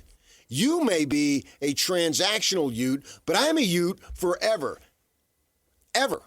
I have been one since I was a teen, and I will be one until I drop dead. And that means something to you. So it's more, and when you watch the game, whoever it is, Ute fans, and we're talking about them, come December 31st at, 1:30 in the afternoon, I think here, 12:30 Vegas time, I'll be down there covering it. You're going to watch it. And it's not going to be like the Big 12 title game, or it's not going to be like BYU in the regular season, but you're still going to want to win. And everyone is building. I don't know who isn't building. There's maybe a few teams that aren't. It's championship or bust. But for 95%, no. Well, some aren't playing in the bowls because they are building. I mean, that's what Iowa State and Kansas State are saying, and they're paying a fine to do it. But it's like, hey, we got a new staff. We got to focus on guys in the portal. We got to. Yeah, but I think that's an exception. It seems to be a clear trend. We expected players to opt out 5 years ago. Now we got teams opting out. There's 3 of them. There's 5 and 7 teams turning down a chance to go. Yeah, because their season's been over for 3 weeks. They've scattered. That is a problem. But we've still seen other if 5 and 7 teams embrace it. 1 or 2? Yeah. I would say in total probably 4 or 5. The numbers are so small. 1 or 2 per year. Yeah. Yeah, but that's them. We're talking about the teams that are playing. We're not talking about the teams that aren't playing. If they don't want to embrace it, fine. But over here, go have some fun and enjoy your companionships with your fellow teammates and so forth. And we'll get Bronco Mendenhall back on the air, but he went straight to that in his press conference. This is one last chance to be together with these people. He left out a part about scattering, but it was implied. It was understood. Well, of course. Yeah. He's not going to highlight that. That's not his job. It's just a natural evolution of life. Yep. I mean, you always had 20, 25% of the team turning over, but in the portal era, especially with the G5 schools, it's going to be half again. It tends to be that way, yeah. DJ and PK, it's 97.5, the KSL Sports Zone. Talk about all this with Chris Hill. He'll be in studio with us at 8:30. Stay with us right here on The Zone. Whirls around and down. 97.5, the KSL Sports Zone is your exclusive home of the Utah Jazz. And we want to send you to the Delta Center to see the Jazz in action. Listen every Tuesday for the Jazz Ticket Tuesday Sounder at 30 past the hour, every hour, all day long. And if you're caller number 12, you'll be on your way to an upcoming game. Buy one, you'll get one free. It's Jazz Ticket Tuesday, every Tuesday throughout the NBA season on your radio home for the Utah Jazz. 97.5, the KSL Sports Zone. DJ and PK, artist of the day, Donnie Osmond. Happy birthday, Donnie. He is 68. What a guy, Donnie Osmond. Yeah, international celebrity. And to his credit, and I'm sure there's stuff that he's had to go through because everybody does, he's maintained about as normal as a life in a most abnormal situation that he's grown up in. I give him credit for Growing that. up in a showbiz family? Yeah. Well, under the spotlight since a young boy and, wife and kids and all that stuff. And that on the surface, and I'm sure he's had problems because everyone does. And I don't know what they are, nor is none of my business.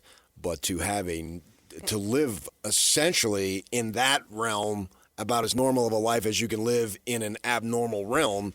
It's a little bit of an accomplishment right there. I admire him. Yeah. Absolutely, I admire him. Yeah. And I saw his show. I saw he and his sister's show, and I love the self-deprecation. He's making fun of himself the whole time.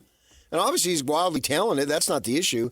But, he has no problem not taking himself seriously while he's being serious. If that makes sense. Band of the Day brought to you by Live Nation. For all the live concerts and events in 2025, check out livenation.com. Got a lot of feedback rolling in here. Notre Dame opting out of a bowl game one day, telling the ACC permanent damage has been done to the relationship the next day. You really think there could be a Big 12 scheduling agreement? Or they're just making noise? What does your gut instinct tell you? Because my immediate assumption was they're just making noise. I can't believe you really said that out loud, and I can't believe you follow through on it. And that's probably me living on the wrong side of the country, not getting... I mean, I know there's intensity and passion around Notre Dame, but not fully embracing how much intensity and passion is around Notre Dame football. Well, I didn't grow up in Indiana or Chicago, obviously. But New York, New Jersey, right. It's intense. And that's why it was Notre side Dame of the was country. A big deal. Right. I mean, it was, in my world, Notre Dame was massive. In my brain, the whole Northeast and Midwest is Notre Dame. I don't think Notre Dame's got a bazillion fans in the South or the West. I mean, they've got fans, obviously, but not like they have in the Midwest and the Northeast. And Notre Dame was everything. I didn't really get into college sports until the 80s, and long, way after you did, and because it was such a heavy pro sports area, and still is, and it was so dominant, and because you had two teams of everything, right, and it was such a big deal, and colleges were sort of fractionalized means, whereas everybody came together over the Knicks and the Yankees and the Giants and blah, blah, blah. But Notre Dame, you always knew who Notre Dame's quarterback is. It's like here, people always knew who BYU's quarterback is. You can go and talk to BYU fans, and they can from the 1960s on, they can name you every single one, almost like off the top of their head. Well, Notre Dame, you knew that for sure. It was such a big, big deal. I don't know the level of threat, but that doesn't matter to me. Yormark is an East Coast guy himself. He's got to have relationships with these people. He should be investigating it. Absolutely. Totally agree with that. Even if it doesn't go anywhere, if he thinks there's a 0.5% chance, then he and his staff have got to work at it. let's go. And he needs to do it personally because Notre Dame, if you had an opportunity to have Notre Dame come to your stadium, that's a huge, huge deal. It's going to sell a lot of tickets and a lot of luxury suites. Right. It's also going to make your TV contract worth more money, and it's going to be up for negotiation at the end of the decade. Yes. I don't know how quickly I don't know how quickly Notre Dame could pull out of all their deals. They can pull out of a bowl game with BYU much easier and more quickly and just, we're out. But with these TV deals, and I don't know, it seems to me like they're banging on the table, but I don't think they can actually get up and walk away. But Yormark's got to make the call. To me, I would think that the Big 12 would be a better fit anyway. Right now, it's a better football league, and nobody would argue it's not a better basketball league. And maybe, I haven't studied this, but maybe the travel might be more conducive, maybe not, to all these other, what they call non-rev or Olympic sports. It's ridiculous to have the tennis team, as we've seen with our schools on the West Coast, have to do all that. And my goodness gracious, you've had the basketball and football coaches complain about it. So you can imagine what tennis and volleyball coaches are thinking. Yeah. And those guys, the high profiles are saying this is too much here, but seize an opportunity. And maybe if there's no opportunity, it's like, well, okay, at least you checked it out. Yep. But permanent damage, that's a phrase that draws you in. We all know what permanent damage means on the surface. It may not mean it the same, and it may not mean the same next week. But it catches your ear. I'm not surprised they came out and said, we're mad, we can't believe they said that. That would be 0% surprising. But that's emotion. Permanent damage. And doing it the day after? Yeah. Yeah. They really feel like they got screwed. And you can argue, well, we got screwed too, blah, blah, blah, blah. I get all that. But they didn't doesn't expect take away the from their ACC feelings. to do the lobbying. They even made the point of, like, we get if Miami lobbies. Schools lobby. Their school's going to lobby for them. Our school's going to lobby for us. But the conference would weigh in. You owe us? Yeah. Because Notre Dame basketball showing up is a deal, and Notre Dame football showing up is a massive deal. It is. Well, then, don't. Don't. We bring you value. Yes. We basically, what's the word? I thought the phrase was you owe us. Don't put your thumb on the scale. We graced you with our presence. Yeah. And this is the way you respond? Right. We gave you something that is extremely valuable. Right. You hosted a party for someone, and then that person turned around and stabbed you in the back later. You love that one. Although I do feel like that's what happened. I didn't say you were wrong. I just said you love it. Well, I was stunned. I witnessed it. I was surprised, too. I stood in the living room, the expansive living room, not as big as this new living room, but I stood there, and then to have the person come back and then just try to just undercut you like that. Yeah. I thought, wow, that is awful. You That's didn't need to write the blog and take those shots. Yeah, that was unacceptable. You would not do that to someone who extended something to you. And I'm thinking, the more I think about it, that's what Notre Dame is thinking. Notre Dame definitely. We tried to help you, build you up, and then you turn around and do this to us? Yeah. You helped us a little while we helped you a lot. I think that's what they feel. The more I think about it, the more I get what Bavakwa is saying. You just sang right from John Lund to Tommy Lasorda. Bavakwa! Hey, Bavakwa! Every time I got nothing personal against Kurt Bavakwa, but it kind of hurts. What? Because... And this isn't his fault. I mean, but it's for the. I can't even do the math. I'm doing math on it. I think the Padres have been around for 56 seasons now. They've been to 2 World Series. They've played 9 games. They've won 1 game. Bavakwa hit a 3-run homer into the stands in left center field. Not just over the wall, but I think he put it up above the 17-foot permanent wall. He got it. I understand. One. At the old stadium. World Series win in 50. Yeah, in the old stadium. 1 World Series win, 56 years. Kurt Bavakwa. He didn't swing that bat. I think it was in the 7th inning. Might have been the 6th. It was late in the game.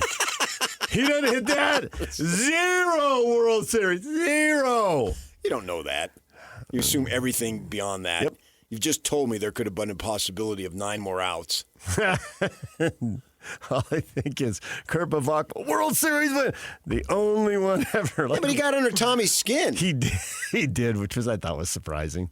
And you can go listen to that. It's out there. Yeah, it's hilarious. It really is. Not safe for work, but it's hilarious. I played it for my guys at my golfing buddies that I do in my league. And they were rolling. Oh, yeah. That stuff never happens anymore, does it? Not press to that conferences degree. like that? No. Not to that degree. People calm down when they go to press conferences. I mean, these because days. everything they know is immediately going to go. Like we'll just talk about this. Look at the Will Hardy thing. That has exploded in NBA world. Yeah. And what he did Sunday. Good for Will.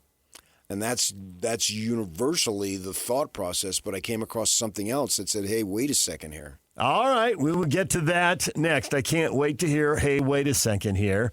We will get to that on the other side. DJ and PK, it's 97.5, the KSL Sports Zone. Nominate the youth sports volunteer that you know for the Hercules Hero of the Week. Submit your nomination at KSLSports.com/contest. And listen every Thursday to JJ and Alex for the winner. Help us celebrate the efforts of those volunteers making an impact with the Hercules Hero of the Week, sponsored by Hercules First Federal Credit Union and Beehive Meals.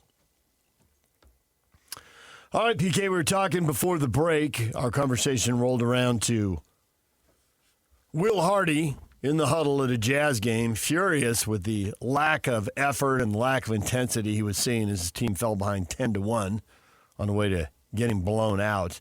And you said you did read one contrary opinion. Most people are of the mind, good for Will. Call that out. There's been too much of that. It's 3 times in 8 days that's happened to the Jazz. You've seen too many efforts where the game started and the Jazz didn't. Yeah. However, tell us about this contrarian point of view. What might be missed? What else should we be considering? Yes. I saw all the stuff that we do, checking stuff out, that somebody had said, an NBA person said that he is a disciple of Popovich, and Popovich was that way, but Popovich coached in an era in which that was far more acceptable. Can you do this today and still have the players pay attention and have it work? Or in today's era, today's players, is that going to turn them off? And obviously it boiled over, and you're a human being. We all understand that. And it happened. But does he need to be careful because he could lose the players? There's a lot. You can go 50 different ways on that. Well, I think he does need to be careful, and I think he is careful. I've seen plenty of games and been in plenty of post games or watched his post game on TV if I wasn't at the arena, where I thought he could really go to town. And in the back of my mind has always been that you don't get to do that very often. Yeah, but you're not there at practice when that's right. the opportunity to do it. Nope. Or to have him in player How hard do they go XYZ then? in your office. Yep. And sitting across from you. You do have to worry about that and balance that for all the same reasons in every phase of the day, not just the media availability. You're right. But how egregious is it? And given how bad that game was and how bad the game before that was and how bad the Houston game was a week earlier, the Sunday one, not the Monday one, I was fine with it. Is he going to lose some guys? But you're using that as proof that he was right in doing it, when I can easily say, well, that's because he's on them and he's so negative that they've tuned him out. That's why you've seen it last game and the game before and the game last week, is because they're tired of him cracking on him. Now, I'm not saying that's what I believe. I'm saying that's a possibility, and that's what the statement was about. I can't dismiss it as a possibility because I don't know what he's like all those other times. Right. I do think they're going to have to move on from some of these guys. Well, they're going to have to move on most of them. Everybody moves on. Which one of them, or how many of them, have checked out? I mean, that's the kind of thing you have to know if you're inside the club. But that is every team every year. Yep. That's not anything peculiar to the Jazz. I do think that rosters change over significantly in 3 and 4 and 5 years. I do think that generationally, like the coaches now have to have way less conflict than they did. I totally agree with that. I don't know what you would call it, that presumption of this story. I think 20 years, a generation, it's night and day. It is so different.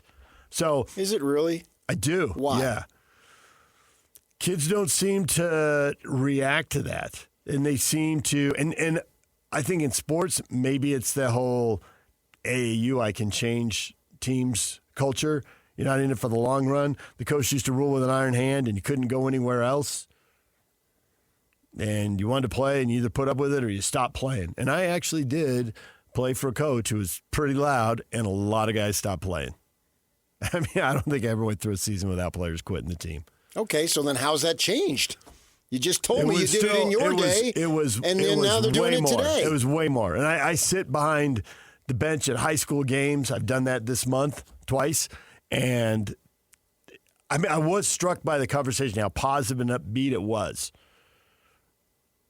Now, you can argue they were winning. So there's that. But I do think off stories I've heard and the people I've talked to who coached, you have to handle it differently. Yeah. And I think it's also the parents. I don't think it's just the players. Wait, but we're not to F the parents, man. This is professional sports. No, at a professional level, you don't have to worry about that. At the high school level, you do. Well, sure, but we're talking about Will Hardy. But they get used to that growing up. Yeah, but it goes back to why, and it's what they're used to, and now they can pick their colleges and what they used to, and it just seems to impact the culture. I have a problem with that theory because in 20 years we're going to say, oh my gosh, you can't do anything to these players. 20 years ago, you could do what Will Hardy did all the time. 50 years after that, they'll say that. It never ends. Chris Hill's going to be in here in a little while, and we will run that by him and see if he saw that change over his career and if he sees it now. I'm sure it has, but you can still do it. Will Hardy did it. Yep. So you can still do it. And if they don't listen, I think it depends on what the management did and does. And when I say did, that's because Larry Miller always backed Jerry Sloan. Yeah. Backed him again and again and again. Right. The number of dissatisfied players. Shut up. Right. Yeah, I know. They also had to shut up because Stockton and Malone, again, the strongest players, the leaders, set the tone. Yeah. He's not changing. Yeah. This works. And so I don't know how it's going to be here. This is essentially, we're still in the embryonic stages of ownership coach. This is their guy. Now, obviously, if you're going to list what ails the Jazz, Will Hardy is going to be way down on the list. We all agree with that. Whatever problems they've got and a lack of talent is at the highest portion of the list. Yeah. It's not about Will Hardy. So to say he's bad, he's this, he's that, he's trying to survive here until they can get a possibility of winning. It's a tight walk here. And now we're extending way beyond anything that this franchise has ever done. You do risk turning the players off with too much negativity. You also risk they never get better if there isn't accountability and you can't be clear with the frustration when they're delivering a frustrating performance. I mean, we went back. I couldn't wait for the show to end yesterday, honestly. I went back. I want to see, okay, what happened right before that timeout? Why would he be so hot? That fast break. It was a fast break. It was 2-on-1, and Keontae stayed wide. And when the guy went down the middle, he didn't try to move, and he just kind of swings his arm, just kind of a drive-by wave at a guy. Yeah, and it's 10-1. Sure, but I watched that thing 10 times myself, and everybody in today's game sprints to the corner. So he's in no man's land. Do I go ball or do I let somebody run to the corner and then have a wide open three and then I get yelled at for that? Initially, I completely get why he was wider for the exact point you say, 100%. But there's also a point of body language where it's like the first thing you have to do is stop the ball. Like they're not going to miss the layup or dunk. They might miss the three. And you do have to hedge and you're doing a little bit of both, but you got to commit to taking away the layup or dunk at some point. And it's not the first time they've had that. You got to stop the ball. And it seemed like he was indecisive. Yeah. But he didn't know, where do I go? I'm literally in no man's land here. And I think it wasn't a singular play that set Will Hardy. I'm bleeping sick and tired of this every night. Yes. So it was clearly an accumulation. Right. Even in the game they won in Brooklyn, they played a bad first quarter. And I don't think that it's not an accumulation of things he's seen this season. No, I'd agree with that. Yeah, I think that's true. Everybody in their heart wants to win. Winning is the intoxication that brings us back for more, and they're not doing it. and now he's on his 4th year of getting his brains beat out. Actually, to have him be able to stand upright at any point in the day might be a major accomplishment for him, for what he has been charged to endure. I mean, this is unprecedented. Especially if he would have waited a few months, he could have got the Celtics job and they won a freaking title. But you don't know that everything would have happened the same way. Although it is apparent that might have happened. Well, he certainly would have won more games. Oh, yeah. Right. And so we know that. And he would have been in line, and Missoula would have been, he was second. Missoula got bumped up to first because Will had already taken off. So in that respect, I admire that Will Hardy shows up to work every day with a passion to make this team better when it's so difficult, the most difficult circumstances that since they've moved or since they got good in 40-plus years that this franchise has. Quinn Snyder didn't have to do this. No, the only thing, he had to do a rebuild, but it was it was like almost like a night and day compared to the on and on and on that Will Hardy has to do. Yep. The light of the end of the tunnel came much quicker. Well, Hayward was already on the roster. There were a lot of differences. Hayward was on the roster. Gobert blossomed. And away they went. Yeah, there was other stuff going on. And they had pretty good times. Yep. And we saw Quinn lose it, if you want to consider that losing it. Wake up, screaming at the guys. This is coaching. And sometimes coaching is extremely hard. And Will Hardy stepped up to the plate and coached those guys hard. If you're on the bench and you can't take it, turn in your uni. I mean, that's dramatic. But that's the way I see it. He was coaching. Now, that's not a steady diet. You can't do it every day. But he did it, and he was coaching them hard, just like Will or Quinn Snyder was screaming at the guys that was caught on tape, wake up, wake up. Yeah. That's coaching. That's what it's required. He's not their friend. They had 4 first quarters like that. That was the 4th first quarter in the last 5 games, and it was the 4th one in 8 days. So it's not like that was unprompted. And to your point, it wasn't just about 8 days. That's stuff he's been talking about for years now. Yeah. All right, DJ PK, and Yak says we have breaking news. Yak, what is breaking? How about $500 million for the University of Utah Athletic Department? What? I walk 500 million miles. So the University of Utah is on the cusp of striking the industry's first partnership with an equity firm in a marriage that features a 9-figure capital infusion and the creation and shared ownership of a for-profit entity to operate athletics outside of the university, a la what Kentucky did not that long ago, creating an LLC. But this is signing with a private equity group.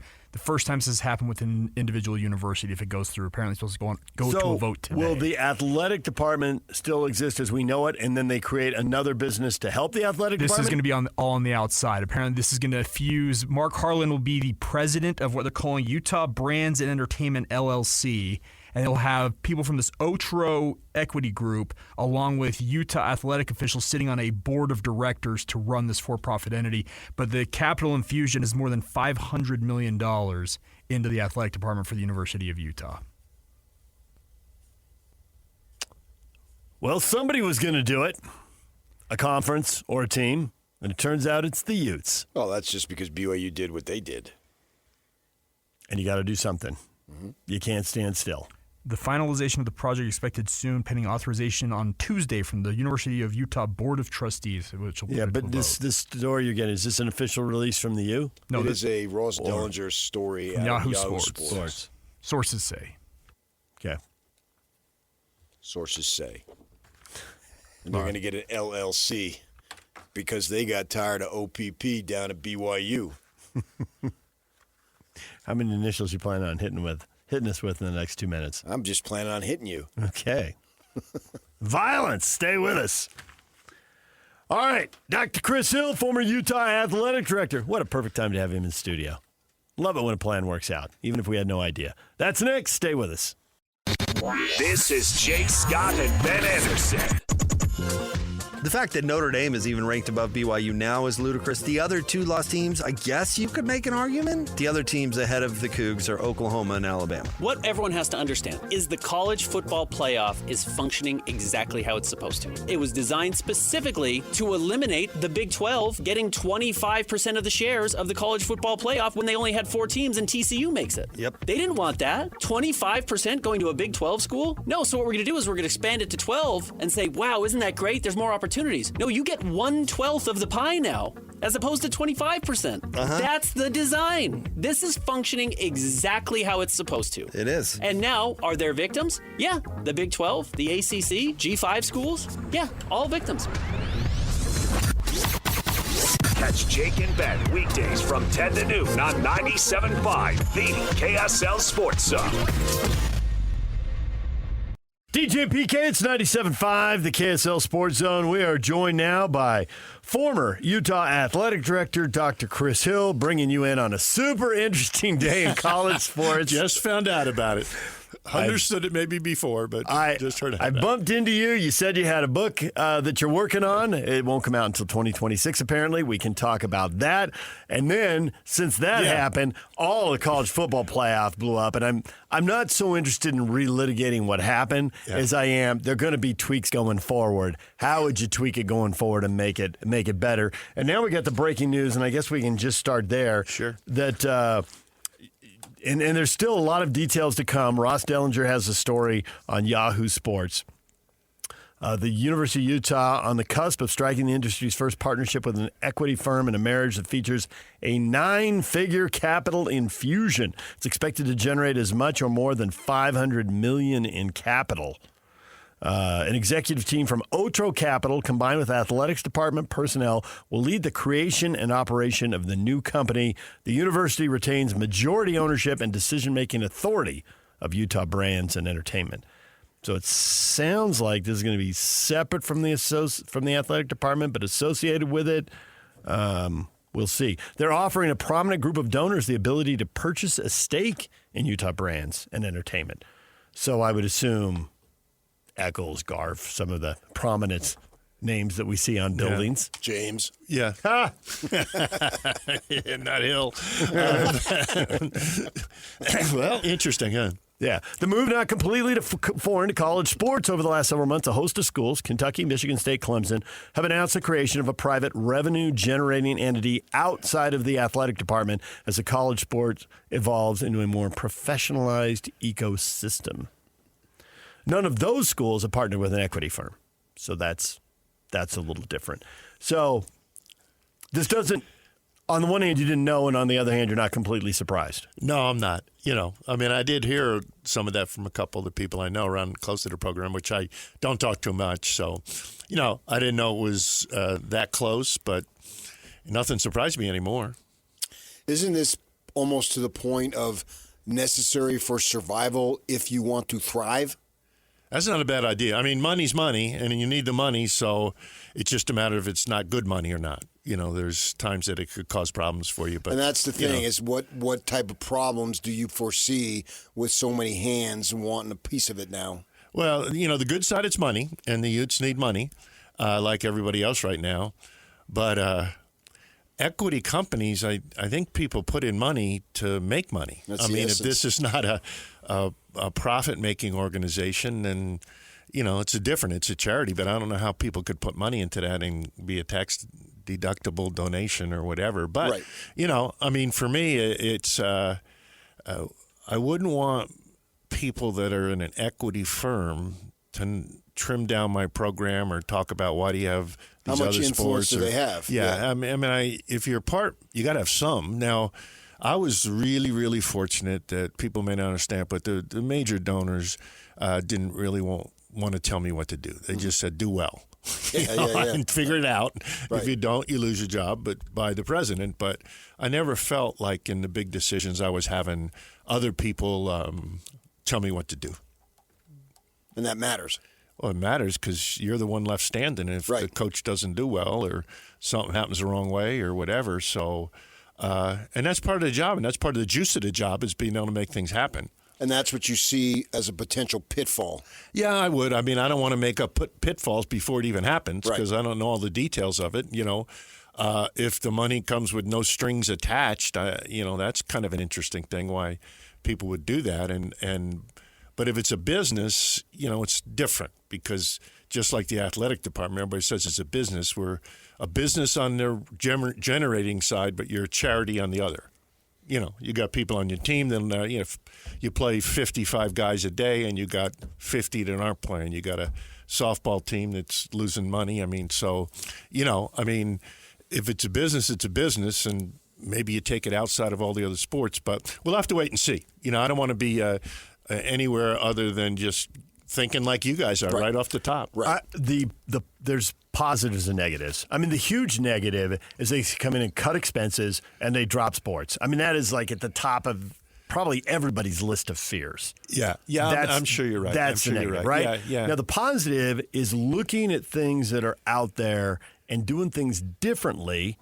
And maybe they'll work and maybe they won't. PK's famous for saying try things. Maybe they work, maybe they don't. Sure, I agree with that. And there are things in sports, as the popularity of sports just continues to explode, what opportunities are out there. Now, this is only loosely associated with it, and don't take it too over the – but that the Olympic swim trials took their trials to Indianapolis and put them in the Colts Stadium, and they built a temporary pool, right, yeah. And they drew 30,000 people, and I have no idea how much money they paid or who was comped. Sure. It's like, think outside the box. Sure. What can you do? Yeah. I would have never said, hey, I think some Olympic swim trials should be moved to an NFL dome. Yeah. 30,000 people showed up. You have my attention. Yeah. I don't know what's out there.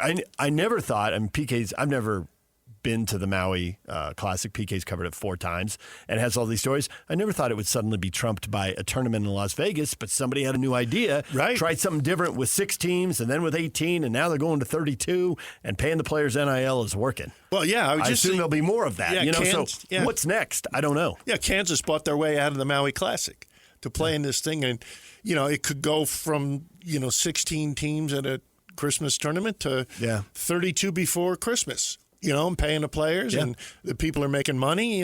People put money into that tournament. It's a great example of thinking outside the box and working that way. At the end of the day, we are who we are, and Utah looked at that and said, we got other people putting in money for NIL and all this stuff. We got to find some. And, sports is an emergency business. You can't wait around 5 years to figure it out. That's a fact. Yeah. You can't. You don't have 5 years. Well, that's the thing I tried to convince the university when I was there. Yeah, I actually grew up there. When I was there, that we're an emergency business, and which is really counter to what universities are. You have a football coach leave, you got 2 weeks to hire the most expensive guy at the university, and a president, you can form a task force, take a sabbatical, come back a year later. Or when it's 4th and 1, Kyle can't have a committee. Let's vote on it. And we got the play clock's going, and you got your quarterback that needs an MRI. I'm sorry, it's Wednesday. He's going to have it Thursday, and the university thinks you're obnoxious. Push you for that. Fortunately, our doctors understood it, but still, it's an emergency business. It's happening right now. I laugh. There's no 5-year plan now. No. Win as much as you can this year, do it the right way, and find some more money and do it again. Yeah. And if you don't find the money, Utah had a really good team. 10-2 is a really good season, and the 2 losses are the teams that have more money and appear to be accelerating, not slowing down.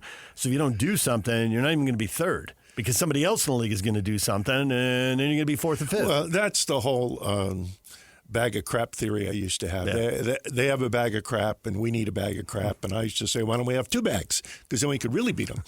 But you just follow everybody. And so my question now is, and I used to say this to my friend that was at Ohio State, I said, you are from the beginning of time to the end of time always going to have more money than the Utes. We're just going to be smarter and better and develop our teams.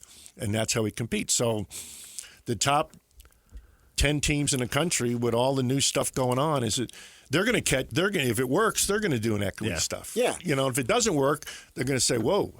Yeah. So, I don't want to be naive, but there'll be teams that slip in like Texas Tech and Indiana, but you're not going to see, no matter what the rules are, Ohio State 25th in the country. No, that's the thing about it is that, and Utah, from the football perspective, has done just a phenomenal job the last 20-plus years of being able to do that. Yeah.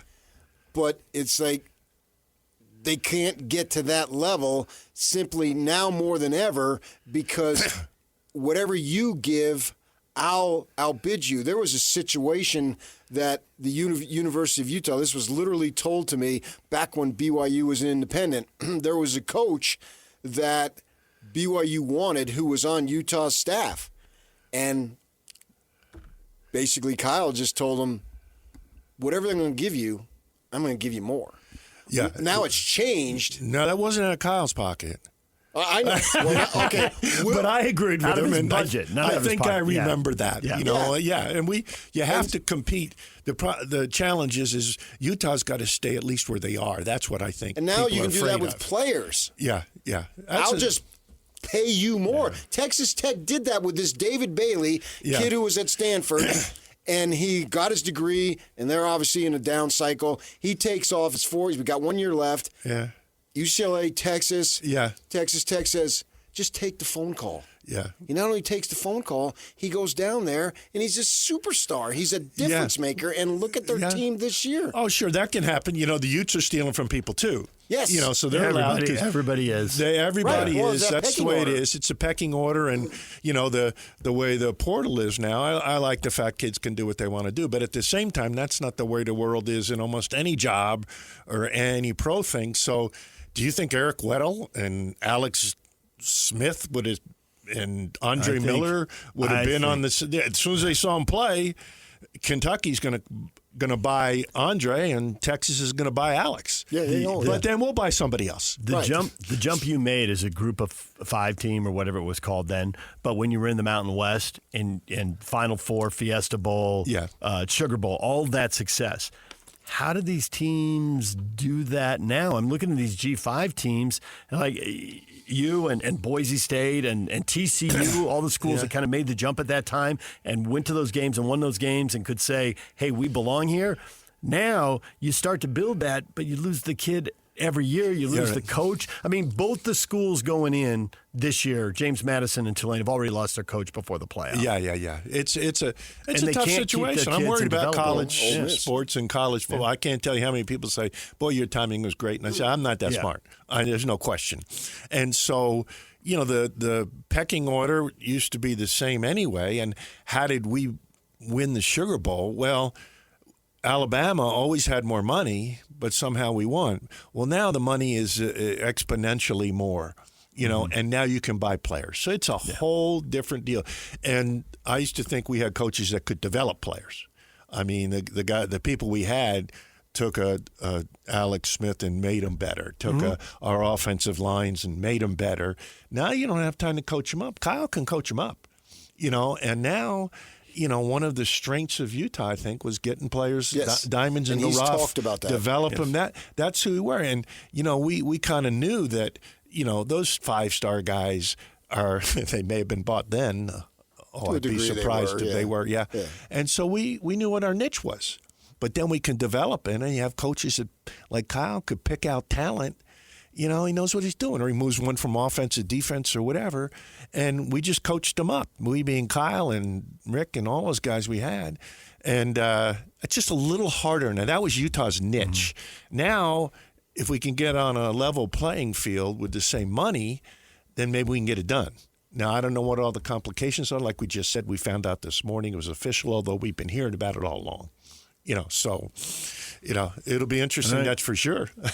Well, I think what then Utah could do is that they can go and get Washington State running back, which is a lower program. They can go to New Mexico quarterback, which is a lower program, and they do very well. They had an outstanding season. 10-2 is just, I think it's great. It grades out to me as an A, and you lost a 1 game by 3 points to your rival on their home field. I mean, that's... Yeah. I mean, you look at the season. We could have been. Well, we really, literally could have been undefeated or 1 loss or be here this weekend. The problem is asking them and them being plural, Utah, the one we're using as an example, but there's plenty of examples to now go against a Tech, which has Cody Campbell. I pull into the Dallas Cowboys parking lot on Saturday. First thing I see in the back of a truck, a big poster. You know Cody Campbell, the Texas Tech booster. Big sign I see, Cody Campbell for president. Yeah, right.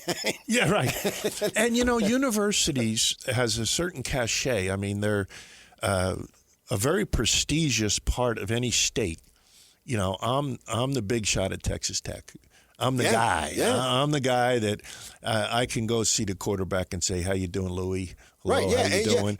We're down there, people Chris, have money at Big 12 Media Days. They had it at the Star over there north of Dallas, and he's there. Yeah. He's giving interviews. Yeah.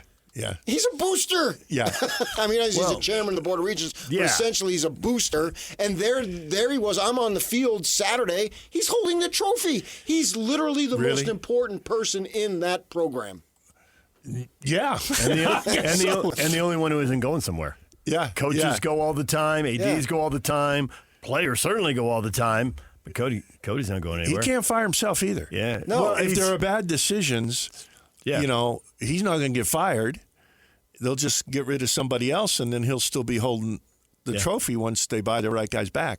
I sound like a whiner now because I don't want to do that because it's new stuff. It's I've just reality. always feared people outside of athletics forcing you to make decisions that maybe you didn't think was right. Mm-hmm. Yes. That's the fear I always had. I thought once I lose that opportunity to hire, with advice. It's not like I was out alone in some smoke-filled room making my own decisions by any means. You had input, but at the end of the day, you kind of knew it was your deal if it didn't work. Right. Yeah, but you had decisions made for you, and you hated it. Yeah. If I had the 16-team WAC, I remember standing in front of the Huntsman Center, and you explaining patiently to me because you were afraid I couldn't grasp why this was a horrific idea. Yeah. There was less money, and there were more teams, and it was only going to end poorly, and it took 3 years, and everything played out. Yeah, Ernie. God bless Bernie Matchin, our president. He got it. First of all, I didn't find out about that. I found out about like when you did. Right. And we were all thinking we're going to add 2 teams. I think it was TCU and UNLV. But then we're sitting down going, oh my gosh! I called. Do you guys know this? No, I didn't know this. And I'm thinking, okay, who made this decision? But then Bernie Matchin, I came to him 2-3 years later. He said, what should we do? I said, we got to form our own league. I was just kind of like throwing it out there, and he goes. It was Bernie. Okay, let's do it. He calls President Bateman, I think it was at the time. Mm-hmm. The 2 of them to get together. They invite 2 others. They meet in Denver. Wyoming shows up. They don't know why. And a new league is formed. There you go. And it was obviously the right move. You're sitting there going, wow, how did this happen? And you didn't like it, right? Especially if you didn't have your day in court. If you have your day in court, you get to make a case. You get to make a case. And that's what gives you the enthusiasm and the vision to want to do what you do. So has your book got a lot of these stories in it? Yeah. All right. We'll talk a little bit about that coming up. We got to get you on the college football playoffs and where this might go in the future as well. Stay with us. Dr. Chris Hill in studio with DJ and PK here on 97.5, the KSL Sports Zone. And now, a look at traffic from the KSL Traffic Center. Got big delays northbound I-15 from Springville all the way into Orem due to a crash near Center Street in Provo, blocking the right lanes there. Also seeing slowing near the point of the mountain due to another crash near the Timpanogos Highway, Utah County. A mess this morning. This update is brought to you by GoPave Utah. Whether you park it, stripe it, or pave it, GoPave Utah has your blacktop covered at GoPaveUtah.com. That's GoPaveUtah.com. Call them today or visit GoPaveUtah.com. With your KSL traffic update, I'm Jake Hatcher, 97.5, the KSL Sports Zone.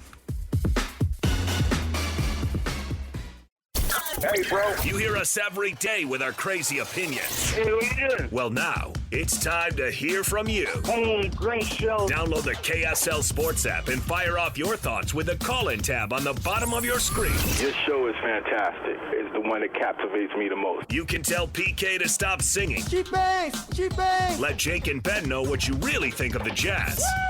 Tell Hans and Scotty about your favorite barbecue spot or what color of tie JJ should be wearing on TV. The best entries will be played on the air. Download the KSL Sports app now and hit the call-in button to let your voice be heard. I think you guys do an incredible job. This is 97.5, the KSL Sports Zone.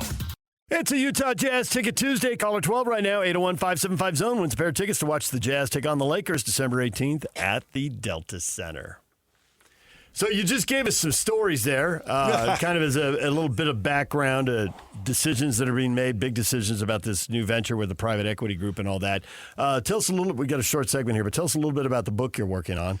And we'll want to have you back in once we can read all the stories. Oh, yeah, that'd be good. Maybe in January or February or whatever. Okay. But no, it's just something started with the university wanted to do oral history, and then we were doing that along the way. And then COVID happened as everything, changes. So I was just thinking of putting some stories together with Liz and what happened when we Liz Abel. Yeah, Liz time. Abel. I'm sorry. Yeah, I know her so well. And what happened with the Pac-12? How'd you get in? What was Rick doing? What are some of the things that happened? And so then I was with a lunch with AD from Alabama, Iowa State, and North Carolina. I'm telling stories about I'm a Jersey kid that grew up and didn't know anything about the state of Utah. And there I am, an Irish Catholic Democrat as the AD at 37. How the hell did that happen? And we're telling, and they're laughing and I'm telling them, and they said nobody has that. Nobody has a Urban Meyer or a Rick Majerus in 3 different leagues and all that stuff. I thought they said you ought to write a book. I said, well, I got some stories. She said, go ahead. So that's what I did. You could have an encyclopedia with Majerus stories. Oh yeah, I had to limit him to 2 chapters. We've all got a few. We all got a few. And I'm not beating anybody up except Larry Scott and one vice president at the university who's not there any longer. Who during the audit I thought he was a legislator and. But that's it. Just some kind of what happened from my chair. I mean, we're calling it, we think, 31 years in the front row. Nice. And so, and that's what the other guys said. You've been through 3 leagues and you've been there 31 years, and we still don't understand it until they came out here and I had them go golfing and skiing on the same day, and they said, we get it. We understand why you didn't want the Iowa State job. Okay, we understand why you didn't go here. So, it's fun and some family things. But anyway, we're not on Stephen Colbert and trying to sell my book today, but not yet. So, just out of curiosity, do you go into whatever happened at Washington? Because it did feel like you almost went to Washington, and then you didn't. So I had one chapter that says, why'd you stay? Mm-hmm. And I had 4 really, really good offers. And then, not bragging, this book is not about me being a big shot or knowing more than anybody else. But went through the whole process. We had I had my purple tie, and there was I ran into Bill Moose, who was going to be interviewed there from Washington, which essentially started the end of his job. And I talked to some people, and my number went down between Mark Emmert. This is funny. Mark Emmert was the president. He was the guy that went to the top of the NCAA. Uh-huh. And on one day he said I made X, and the next day the person comes in as 25 less, which is I don't give a damn. I turned down playing money before, and so I'm thinking, do I really trust this situation? Yeah. And all of a sudden, so that's what happened. Yeah. I called a guy named Gene Corrigan, who was the head of the ACC and blah, blah, blah, one of the old mentors. He said, don't mess with happiness. You like your football coach? You like your basketball coach? Okay, your president treats you all right? Why mess around for X amount of more money and prestige? You got plenty going right now. Plus, at that time, you'd already established yourself. Yeah, it was kind of, people thought I'd leave because I'm, we talked from Jersey, and all of a sudden I'm going to leave whatever job. People would be like, why aren't you going, Chris? Mainly my peers. Mm-hmm. And then you look at it, and then obviously the dream thing came through with being in a big league, which is what we always thought. But, I'm naive or a dreamer or whatever. But, things worked out. But, there were things where you said, it's funny, after the Duke situation, we went to the Final Four. Right after Washington, Urban came in and we went to the Fiesta Bowl, and then one with Oregon that people didn't know about. We went to the Sugar Bowl after that. So I kind of got rewarded for staying. Yeah, clearly. It was a kick. And that's the thing about, too, with you're talking about these players and now Alex Smith and Eric Weddle and all. And Eric, I would assume, would get his name up there on the football stadium. Sure. And forever – you've got a home in a sense. Exactly. That's what I felt. You can't buy that. No, that's exactly what I was thinking. Because people in sports, coaches, they don't have a home. Their kids don't have a home. Right. My kids, wherever they live the rest of their life, their home is going to be Salt Lake City. Right. Wherever they live. And also, the unique thing about my situation is I was here before I got hired. Mm-hmm. So I had friends that they could have cared less the youth sports in terms of anything, but they cared for me. Right. But if you go to Washington, you're the AD. Everybody, you're the AD. You're the AD. You can't make a real good friend. Right. And that sounds corny, but you if you have that,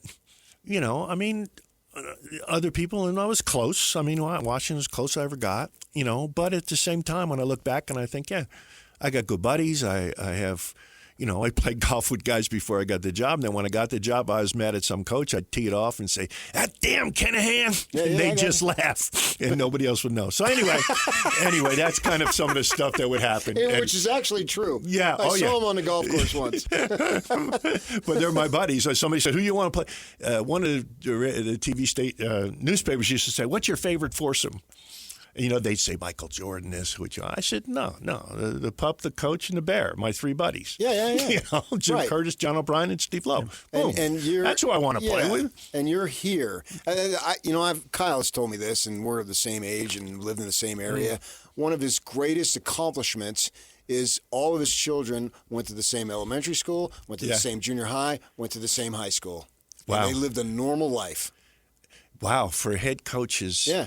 And they probably, and Utah's a good place that way. Like I heard many times the pro players aren't inundated when they go to the restaurant. They're not, this and that. So Utah's a special place that way. Yeah. And also, we're not too slick.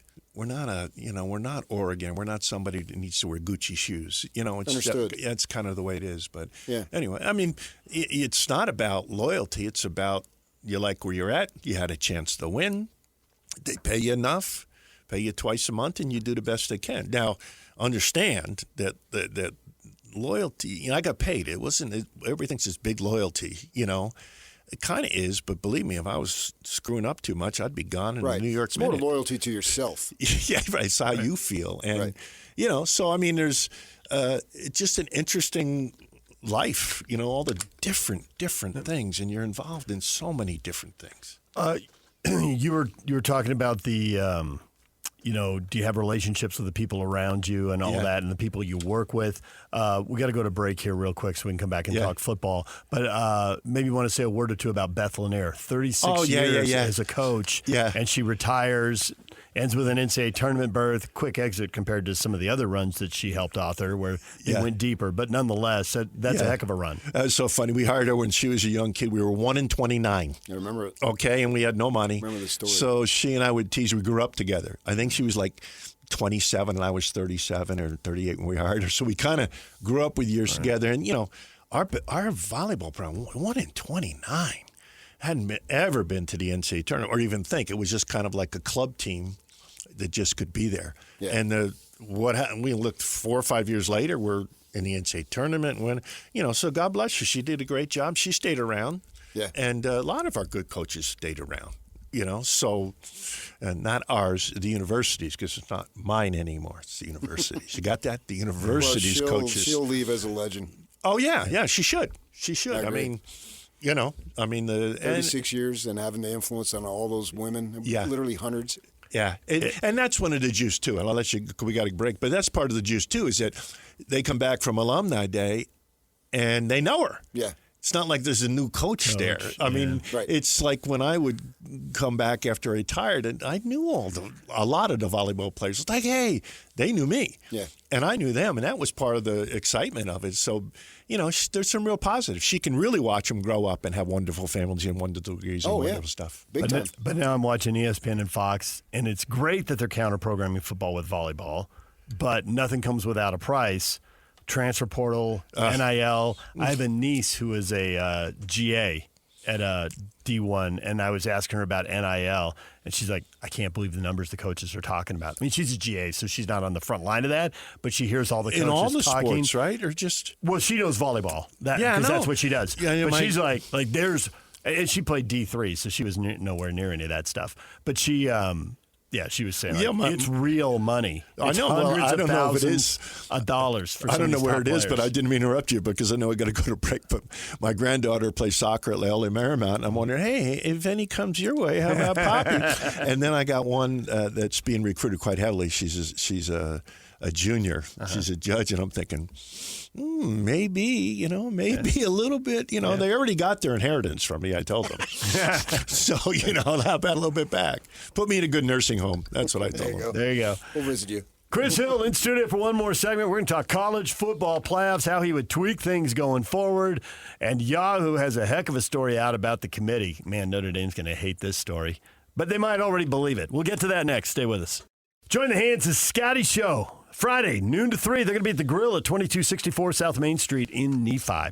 One last segment with Chris Hill here. Dr. Chris Hill, former Utah athletic director. All right, that was something. The college football playoff, 6 teams for 3 berths. It ends up 3 teams for 2 berths.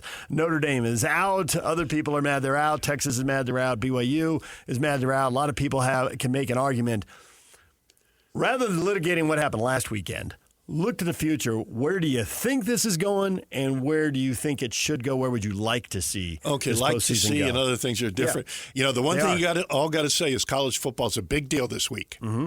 If you wanted to make it a big deal, you've done it. It's a big deal. Yeah. So that's good for business. The whole business of that. Yeah.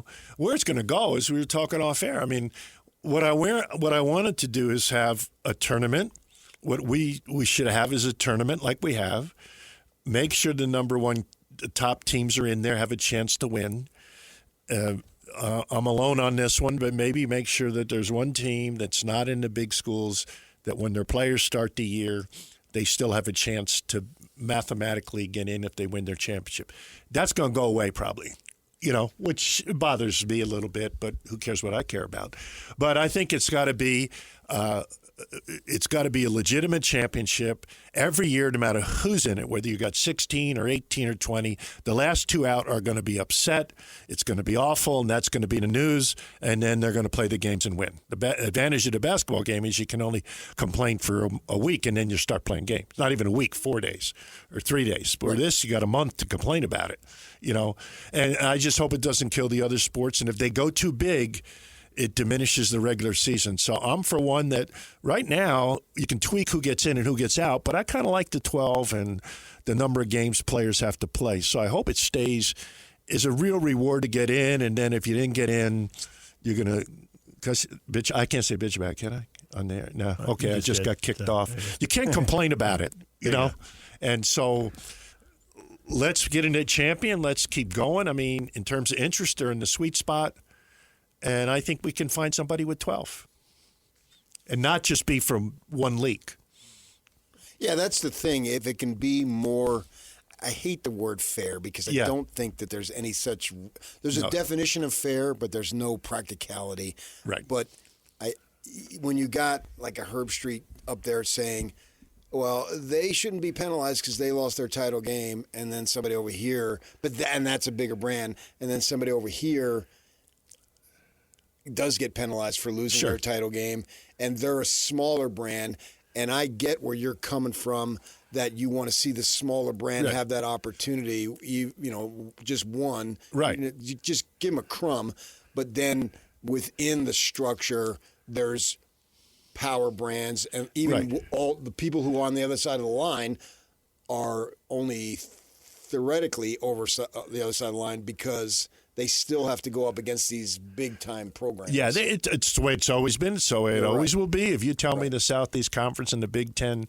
universities are not going to be at the top of football, then I think you're making yourself up and you're deceiving it. Making yourself up. You're deceiving yourself. Oh, I know what you mean. Yeah, you know what I mean, but other people may be listening and don't know. But the situation is that we're going to have the champion this year, and everybody now – Utah, if they win the league next year, they're in. So they just got to take care of business. Is it fair that there's brand names in there? No. You ever going to get fair? No, that's my point. I mean, do you buy stuff when you go to the store and shop at Nordstrom's, which my wife might do every other day? Yeah. Is that you buy some brands. You get the same brand in another store. So and that's what it fair? is. My neighbor has cancer and I don't. I mean, yeah. It's just You are who you are, and capitalize. Utah, now we're 10-2, and people are like, "Oh, what's wrong?" and we're playing Nebraska. Everybody going, oh, geez, Utah's playing Nebraska. We'll probably be favored. They're favored by 20 years 14. we're going, oh, my God, Nebraska, we get to play them? Oh, my God. So, it shows you where Kyle and everybody's gone, and all the sports have happened that way, but it is kind of comical. Yeah, literally 33 years ago, it was, oh, no, we have to play Nebraska. Yeah. That was the first game the Utes played when I moved here. Well, and I remember thinking, are they as overmatched as I think they are?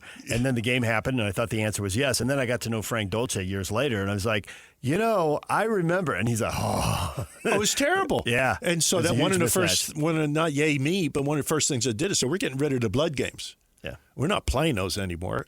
And we're going to play Southeast Louisiana State and not get hurt and find out where to get the other money. Because we already started with a loss. You get guys get hurt. We weren't deep enough. And, at the end of the season, when we played our rival, all of a sudden we're not like we were when we started here. All because of one game, maybe. And you start off 0-1, that's no fun. Right. Do you think that we're going to have a coaching change in football this year? Wow. Everybody thinks, Chris, what's Kyle going to do? I said, I would never let Kyle talk to me about that. Okay? He said something to me a couple of years ago, and I was like, okay, how are your grandkids doing? How's this going? Because there's no way. But literally, most issues, I still have a thread of maybe a head start on some people that haven't been. But I don't know about this. This is Kyle's decision. And for me, it was my decision. And sometimes my family wasn't so sure they wanted me to leave. Seriously. But it was kind of like it felt right. And some of the big decisions in your life, you don't marry your wife after you get a yellow notepad out and put pluses and minuses. You're in love, you love your job, and you decide, I don't want to do this anymore. It's that simple.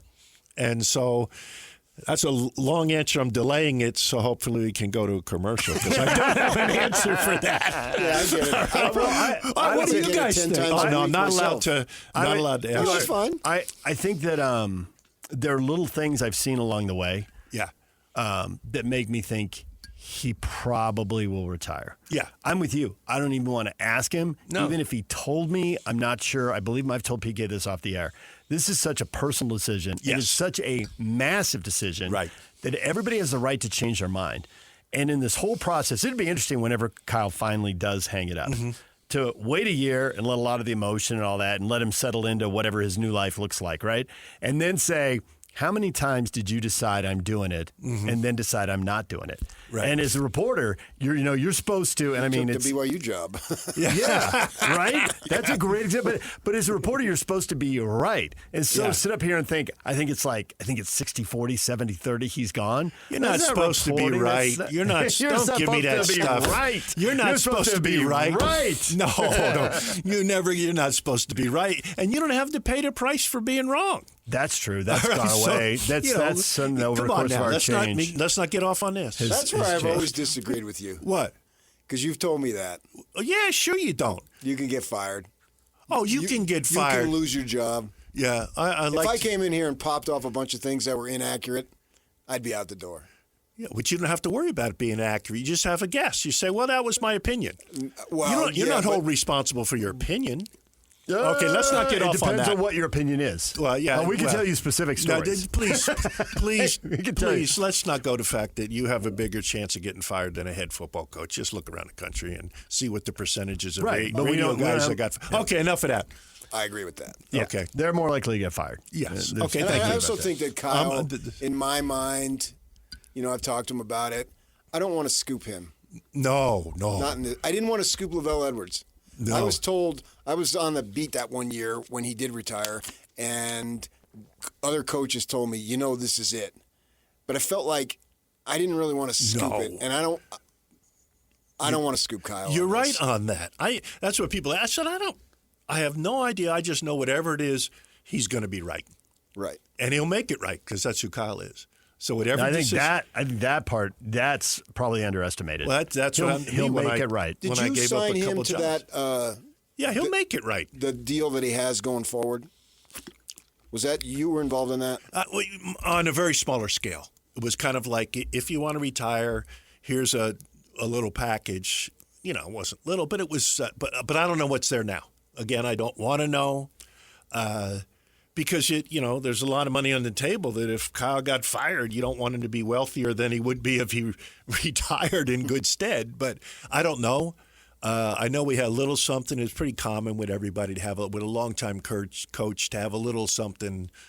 Some kind of ambassador golden position, parachute or whatever they call it. Allows him to have some connection yeah. to the university. Yeah, well, I don't know even connection to university, connection to money and respect. Which is even better. Yeah, respect. You don't want. I called my guy from Colorado, as the AD, and he resigned, and he's got a special assistant to the. I said, I hope that means you get paid and get to play golf and don't have to do anything. He goes, yeah, that's kind of what it is. Nice. Yeah. Cool. I'd like to get that. I wonder if I can get that here. Nope. I've already inquired. The answer is no. I thought to ask. You already asked, yes. I did. All right. Anything else you want to tell us about college sports? Anything else we should have asked you? We could probably do this for another hour, realistically. Yeah, we could. It's fun for me now just to kind of say what you want to say and do what you want to do. Here's the theory. We started with the private equity stuff, and Yeah. we'll recap that in our next segment after you go and all that. But I'm curious about the ability to do new and different things and make money. Not all the good ideas have been had. Somebody out there has them, and maybe there's some smart people in this group. I see these international games, people going to Ireland, and then I hear about the problem of traveling back, and that's where Kansas State season unraveled and all that. It says international games. What's to stop you from going to Vancouver or going to Toronto? No, there's not. I mean, I was a firm believer that, all your market, the staff said I had a great grasp of the obvious. Mm-hmm. Just win. And that's what you need to do. And you'll figure out how to get the money someplace else. But, it's just a change with so much, but everything changed. Every job has changed over the past. My job changed so much over the years because early on I could kind of do what I wanted and nobody cared. I can make decisions and just us. Even our stadium was kind of a small group of people that made it happen. Now you couldn't build a freaking grandstand without having 32 people on a committee. So it's the different. South end zone. Yeah, right. Labor was awful. As different as 2025 is from 1995, but how different was that than 1965? Oh, big, huge. Yeah, right. Huge. You played two sports, Yeah. And you actually, this is what I make fun with. I've got two guys that played college. One played in the pros in Israel, Jewish guy, and he's still there now. So we do Zoom calls every once in a while, and he's saying, well, there's a bomb out. I better go there. But seriously, but it's so different because it was really fun. And those days we played sports. Boy, now I'm really old. We played at sports. We didn't work at sports. Basketball practice was fun. It was a game, and we played. Now it seems like a burden, and you like the competition. Will Hardy was really, really angry during a timeout. It was 10-1. And it led to a lot of people, having seen recent games, thought that was justified. Good for Will Hardy. PK brought up a story he read. Somebody said, hey, that's from the Popovich school. Times have changed. You got to be really careful going down this road now. During your career, did you see, and with your grandkids playing, do you have to coach kids differently, whether they're AAU, high school, college, even into the pros? Do you have to coach differently now? Less yelling, less confrontation. Rick would have had, now, Drew Hansen, could you please go back on the fast break? I know your mom and dad think you should shoot the ball I'm having PTS more. right But, that would be really nice because I don't want you to leave someplace else. Are you kidding me? It's got to be so hard now. Oh, man. Greg Mars and I and Megan and Liz are all good buddies, and it would have been hard for people like that because you want to coach them up. And tough love is real, no matter how you look at it, as long as you care. And that's the kind of coaches, you want is they may be fired up, and you can't do things that our buddy used to do, but, it's so different That's now. what I hear. The coaches, as my job went on, I'd get more and more parents call me about their kid playing time. I said, that's why I hired the coach. The coach is a professional. Mm-hmm. If the coach doesn't win, guess what? They get fired. Well, my daughter should be playing. Well, the coach decided he wants to keep his job, and he's going to play the best players. Anyway, got off on that. But sure. That's what made it so different. I think the parental involvement, the fact that it's become not quite a game, and you can only play one sport, and the off season was not an off. Off season was off season. They could go have fun, play pickup games, and go have some beers or do whatever after. That's changed dramatically. Yeah. I mean, I mean, it's the old Dan Hawkins go play intramurals. God, buddy. we sound so old today. Yeah. And I used to walk up both ways to school 3 miles. But that's the reality, and the big money and the stakes, and everybody wants it, and all this. Yeah, and the I universities felt, are raising ticket prices, yada yada. Yeah, mine changed up. a lot. But it still was really fun. I enjoyed the people I work with, had a good time, Which is felt why we you could stayed. make a difference. And so I told people I was kind of in the sweet spot for it being starting to get too much business-like and not fun. But it didn't happen to me. The people I work with were just smart, fun, passionate. It was great. How many years you been out now? I've been out 7, almost 8 in spring. Coming up on 8 in spring. Yeah. Everybody thinks you've been out shorter, but that's you always have to guess more years. But 7 years. 7 years. I find that with time too. That's really common. Whatever it is. I mean, I knew you were out during COVID. Right. So I got 5 for sure. But I was trying to think 7, 8, 10. Yeah, right. No, It's you a always blur have after to a while. guess more. If you think it's 5, say 7. 7. Yeah. Yep. But Chris, we appreciate the time. Thanks for the having me. hour. And we'll do this again after the new year when your book is out. We'll want to dive into some of those stories. I'm sure. there's fun ones. What? When's it coming out? Well, we've got a publisher we're working with now, and that just depends. I'm terrible with details, so we're hoping sometime end of January or February. It takes longer. Again, takes longer than you think. But see, I'm on no timeline. It doesn't matter to me because the book really is about for me and my family. Believe me, I didn't make any money. I could care less, But I wanted the stories memorialized for my family as much as anything. Yeah. I want to read it because I felt like at least a portion of it, I was there. Oh God, you were? You were there during a lot of things that happened. So both of you. So. But thanks for having me. It's always enjoyable. All right. Thanks for coming in, Chris. DJ and PK will catch you up on everything you missed in this show next. And it's a Utah Jazz Ticket Tuesday. We'll give away Jazz Laker tickets right after the break. Stay with us. You've been listening to The Zone for decades. Yes! But now you can watch the guys break down your favorite teams. Some viewers may find the following video disturbing. Viewer discretion is advised. Catch the video stream of DJ and PK, Jake and Ben, Hanson, Scotty, and JJ and Alex right now at KSLSports.com or by searching KSL Sports on YouTube. Utah's best sports radio is on air, online, and on the KSL Sports app. This is 97.5, the KSL Sports Zone. DJ PK, it's 97.5, the KSL Sports Zone. Yak is literally calling out Major League Baseball free agency as he hits the button and tells me to go. That was 2 in this break. I think there was another one earlier this morning. It's a busy morning this morning. Kyle Schwarber. Well, the winter meetings are being held. It's that time. Yeah. 5 years, $150 million to go back to Philly. I love that guy. 5 years, $150 million. That sounds quite reasonable. Given where baseball salaries have gone. How old is he now? I would say 33. I was going to say 32. So, but 5 years makes sense. But that's my guess. They're not on the hook for too much. He just swings for the fences, man. Yeah, it's not like some of the guys who sign Pujols to the Angels for 10 years and then you're waiting that out forever. DJ's the winner, 32 years old. When does he turn 33? Well, right, he's turning 33. Birthday March 5th. So right. He'll be 33 by the time the season happens. Yeah, play ball. Yeah, we both won. Win-win. There you go.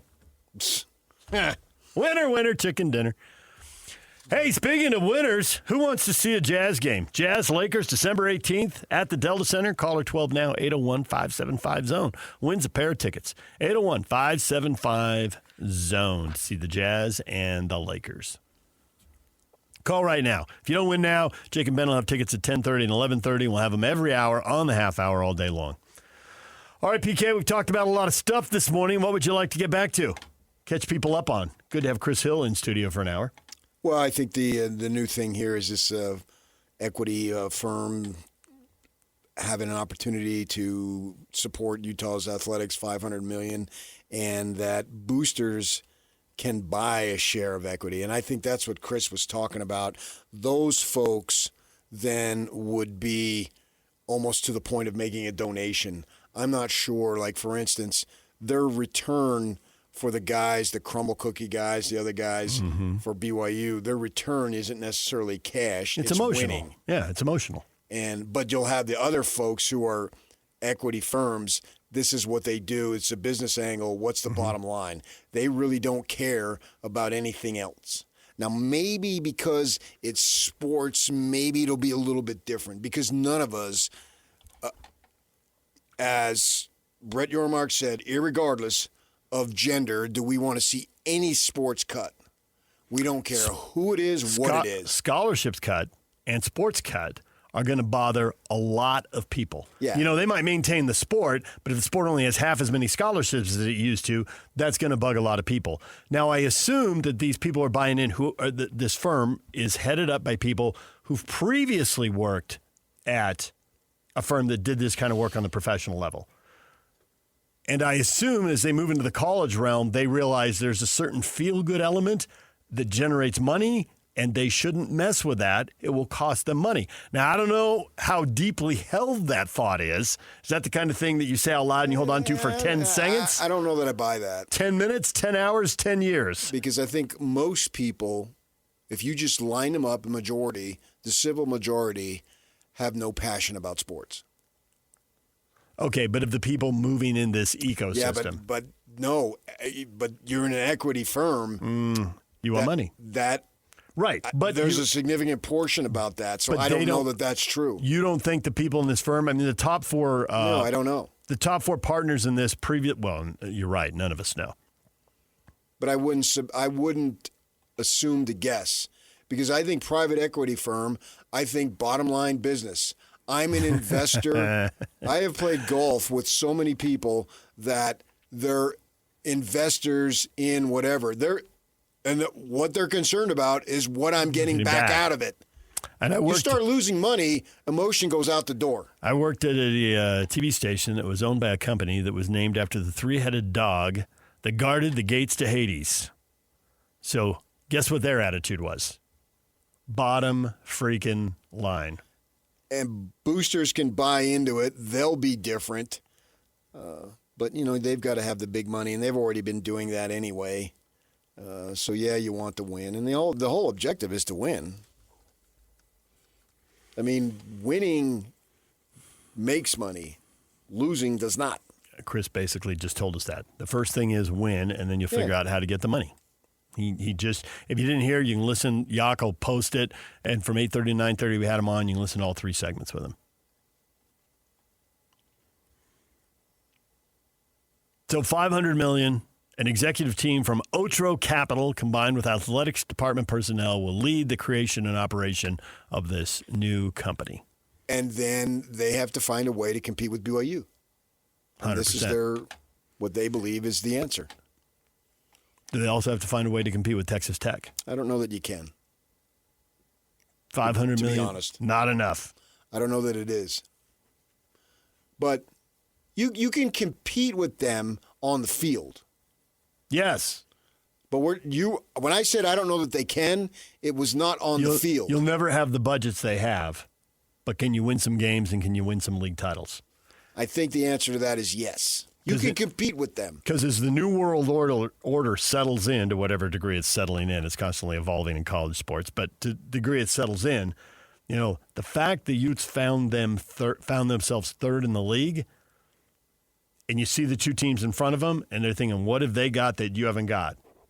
Well, we know. Well, they clearly competed with BYU, and they competed with Texas Tech for 75% of the game. I think both those things are true, and I don't think either one of them was good enough for the fan base. Well, obviously it's not. Yeah. You want to win. I mean, that's a no-brainer. But that's sports. You're not going to win every time. It just doesn't work that way. And if this works, you won't be the only one out there with a private. Well, you're already not the only one, but the private equity will become quite common. There are other schools dipping their toe in this water, maybe not in exactly the same way. That's not clear to me anyway. But Kentucky, Michigan State, and Clemson have announced the creation of a private revenue-generating entity outside of the athletic department. I mean, this has been out there for a good while, and if it's a smash hit, then Ohio State will just do it and make more. You're not going to be able to compete You can't with catch them. up. You can't catch up to Ohio State. No. Financially, which you have to find a way. You're still going to have to find a way to get kids in, underdeveloped, develop them, they become stars, and then you win. So that format, I don't think is going to change. Now, maybe that's undeveloped rather than Joe Blow, El Camino Junior College, or Skyline High. It is Colorado State's roster. Yes. Whatever. Right. It'll change. The format may change, but the philosophical approach won't. Yeah. Some of the kids undoubtedly will be coming from other And that's schools. why I think Utah will, in my mind, will continue to, at least from the football perspective, is what we're talking about, field a competitive football program. They're not going to win it every year, and they may have a down year mixed in. That's just a reality. Things go against you, but they're going to be competitive. Is this going to be the difference to put them on the Ohio State tier? No. You're never going to get on that tier. This new company is going to have a big say in whatever the new Huntsman Center looks like whenever that is done, wherever that is built on campus. Fine. Who cares about that? How much money will they make out of it? And can they make a lot more than they would have? I mean, presumably with the new arena, they're going to have a bunch of luxury suites and stuff that they don't have in the current facility. Right, but the fans don't care about that. As long as it generates money that leads to winning. The players, they'll be able to, they want their money. They could play in a barn, and if I gave you $5 million, you'd say go fine. play in a barn. Yeah.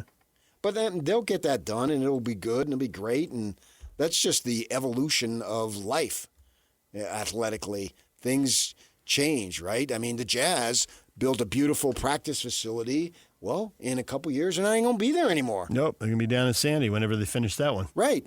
So we know, and then in 30 years, they may be something in Harriman because that's where everybody lives or whatever. I don't know. Yeah. I'll be dead. In 30 years, I'll be dead. So you can't say, no, I won't. 50-50. 50 years or 50-50? 50% chance that you're still here in 30 years. You think that makes me feel good that I only have a 50% chance of living? If I told you today the flight you're taking has a 50% chance of landing safely, would you take it? No. Right. So how's that supposed to make me feel good? Well, it's apples and kumquats, and you know that. It's not. It's 30 years from now. I just gave you a 50% more chance than you were giving yourself. I would think that makes you feel better. Yeah, but I'm a half-empty guy. You're the positive guy who has the ability to see the future. You went 0%. Right. Completely empty. Well, You're not because that's what guy. I hope is the case. Okay, fine. And people who know me, they hope even more is the case. Well, actually, now we finally agree on something. Oh, boy, you have no idea. I kind of do. You've told me. I think I'm better off. Never mind. All right. That Monday Night Football game, that was something. 8 turnovers combined. 5 for the Eagles. 3 turnovers on one play. The NFL can guarantee us that hasn't happened since at least 1978. I don't think I've ever seen such a thing in a high school game, in a college game. You could throw in JC games. I haven't watched that many JC football games. Yeah, I haven't watched JC football in a good while, but there was a time I was watching it consistently, what I just mentioned with El Camino and Harbor College, and then in the Phoenix area, which they don't play anymore. They all had tons of junior colleges, and they don't even freaking play the sport. Yep. It's such a blow. I hate that. I hate that so much because a lot of the kids who needed that don't have it. They needed it, literally needed it, and now they don't have it. It just drives me nuts. You know what also drives me nuts too? When you hear the referee say, illegal hands to the face. Is there such a thing as legal hands to the face? Why not just say hands to the face? Yeah.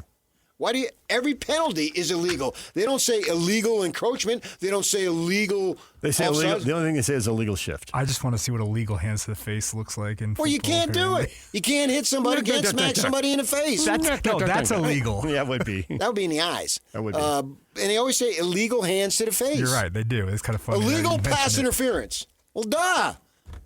That's why you're calling a penalty. That's why there's a yellow hanky on the surface of the earth.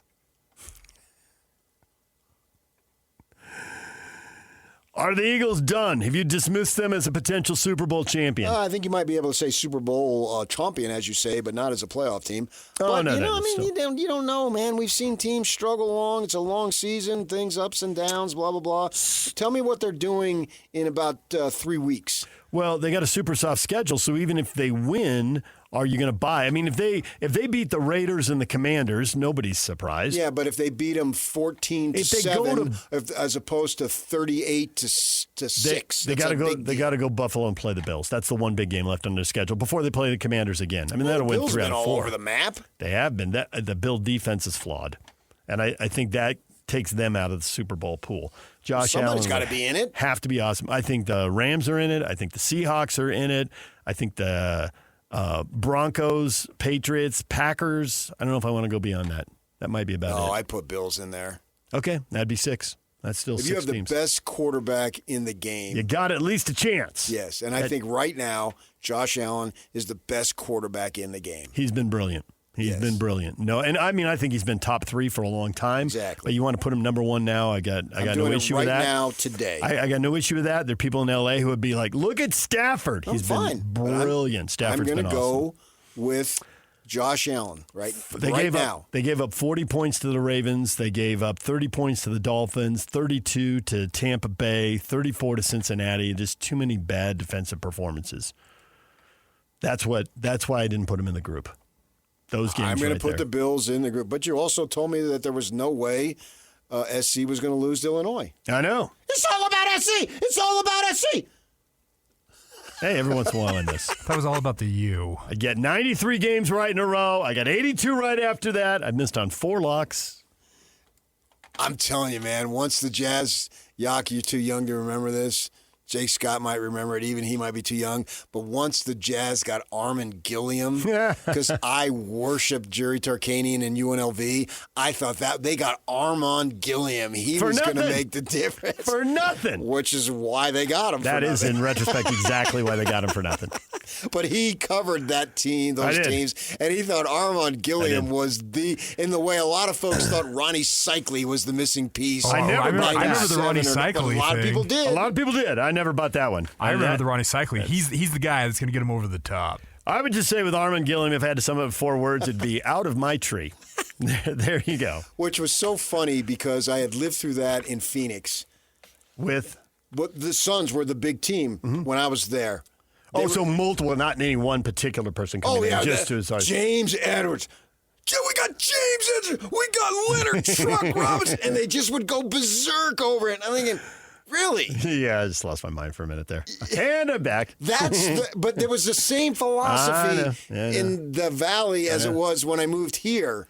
And we've grown up as a sports town. But when I first moved here, it was like identical to when I lived there. And they get whatever player the Suns would get, they would go, the fan base, it didn't matter who it was. Yeah.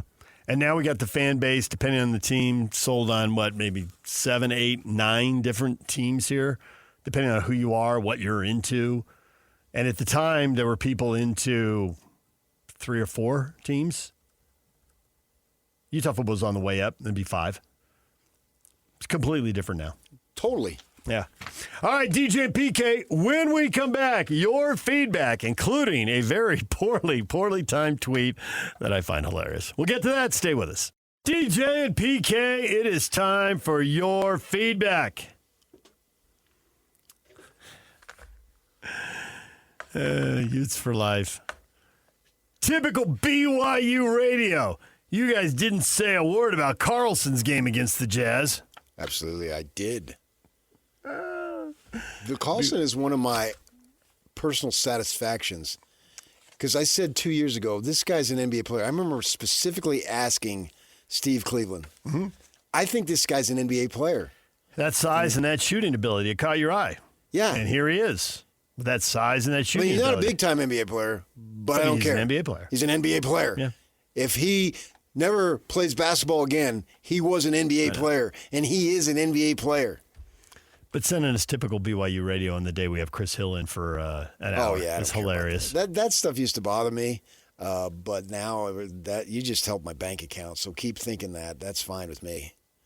I mean, I have no problem admitting if I'm going to choose between BYU and Utah, I love BYU and I hate Utah, and I'll say that every time. I'm on record as saying it.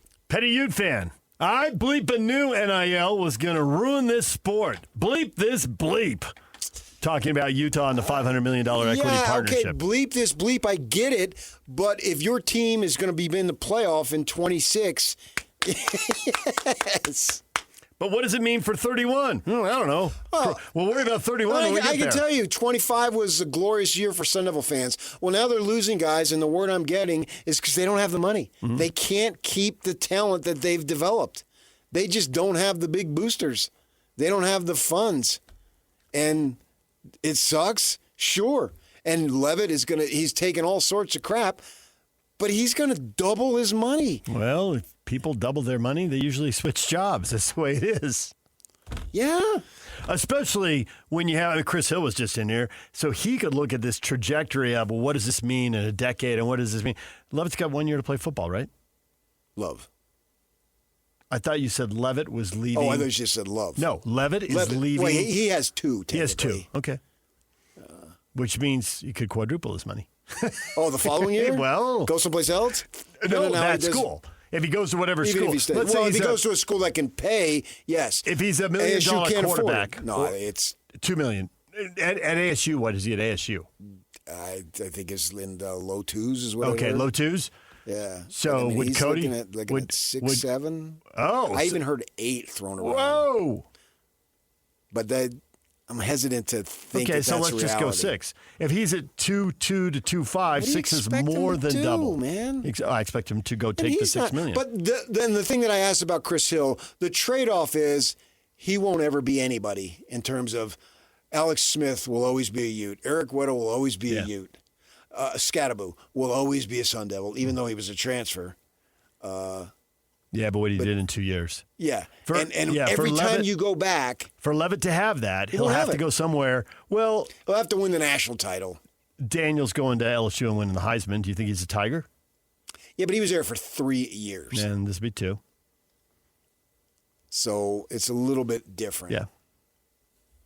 I mean, if you win at a high level, I mean, Joe Burrow transferred from Haas State, but he'll be viewed as a Tiger. Mm-hmm. I understand that. But if you bounce around, Eric Weddle will come back, whether it's next year or the year after, and you'll see his name there, and they'll have a ceremony for him, and he'll be a Ute forever. So that romanticism that we attach with sports and athletes for Levitt, I don't think will be there.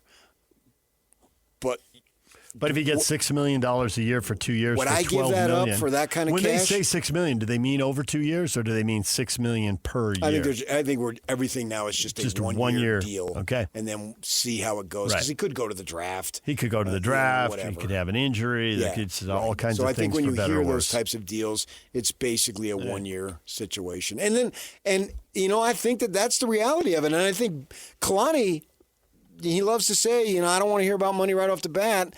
Well, you may lose some guys. Yeah, but I think he's thinking, I don't want those guys anyway.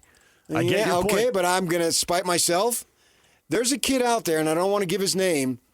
Maybe they could have had, but his family brought up the money, and they were turned off by it. Now, this kid, does he develop into a big-time player? I was going to say it's a sliding scale based on talent. Yeah, it is. Right? Right. From you, I really don't want to hear much about money. From David Bailey, maybe I could listen to a little bit about money. Well, it was solely about money. Yeah. They can spin it any way they want. And I don't care that it was solely about money. That's not a negative. It may be seedy and not the way it is, not the way it should be, but it's the way it is. It's Belichick going to Parcells. They have a Saturday night meeting at 9, and Lawrence Taylor shows up at 9:15. And he says to Parcells, what should I do? Parcells said, why did you start the meeting at 9 then? Because Lawrence Taylor has the cachet and the credibility. That's what we're doing with these other kids. So be it. They pay. It's transactional. They get the money. It's pro sports. I've accepted it for years. DJ and PK, we're all done. Jake and Ben are up next, giving away Jazz and Laker tickets at 10:30 and 11:30 right here on The Zone.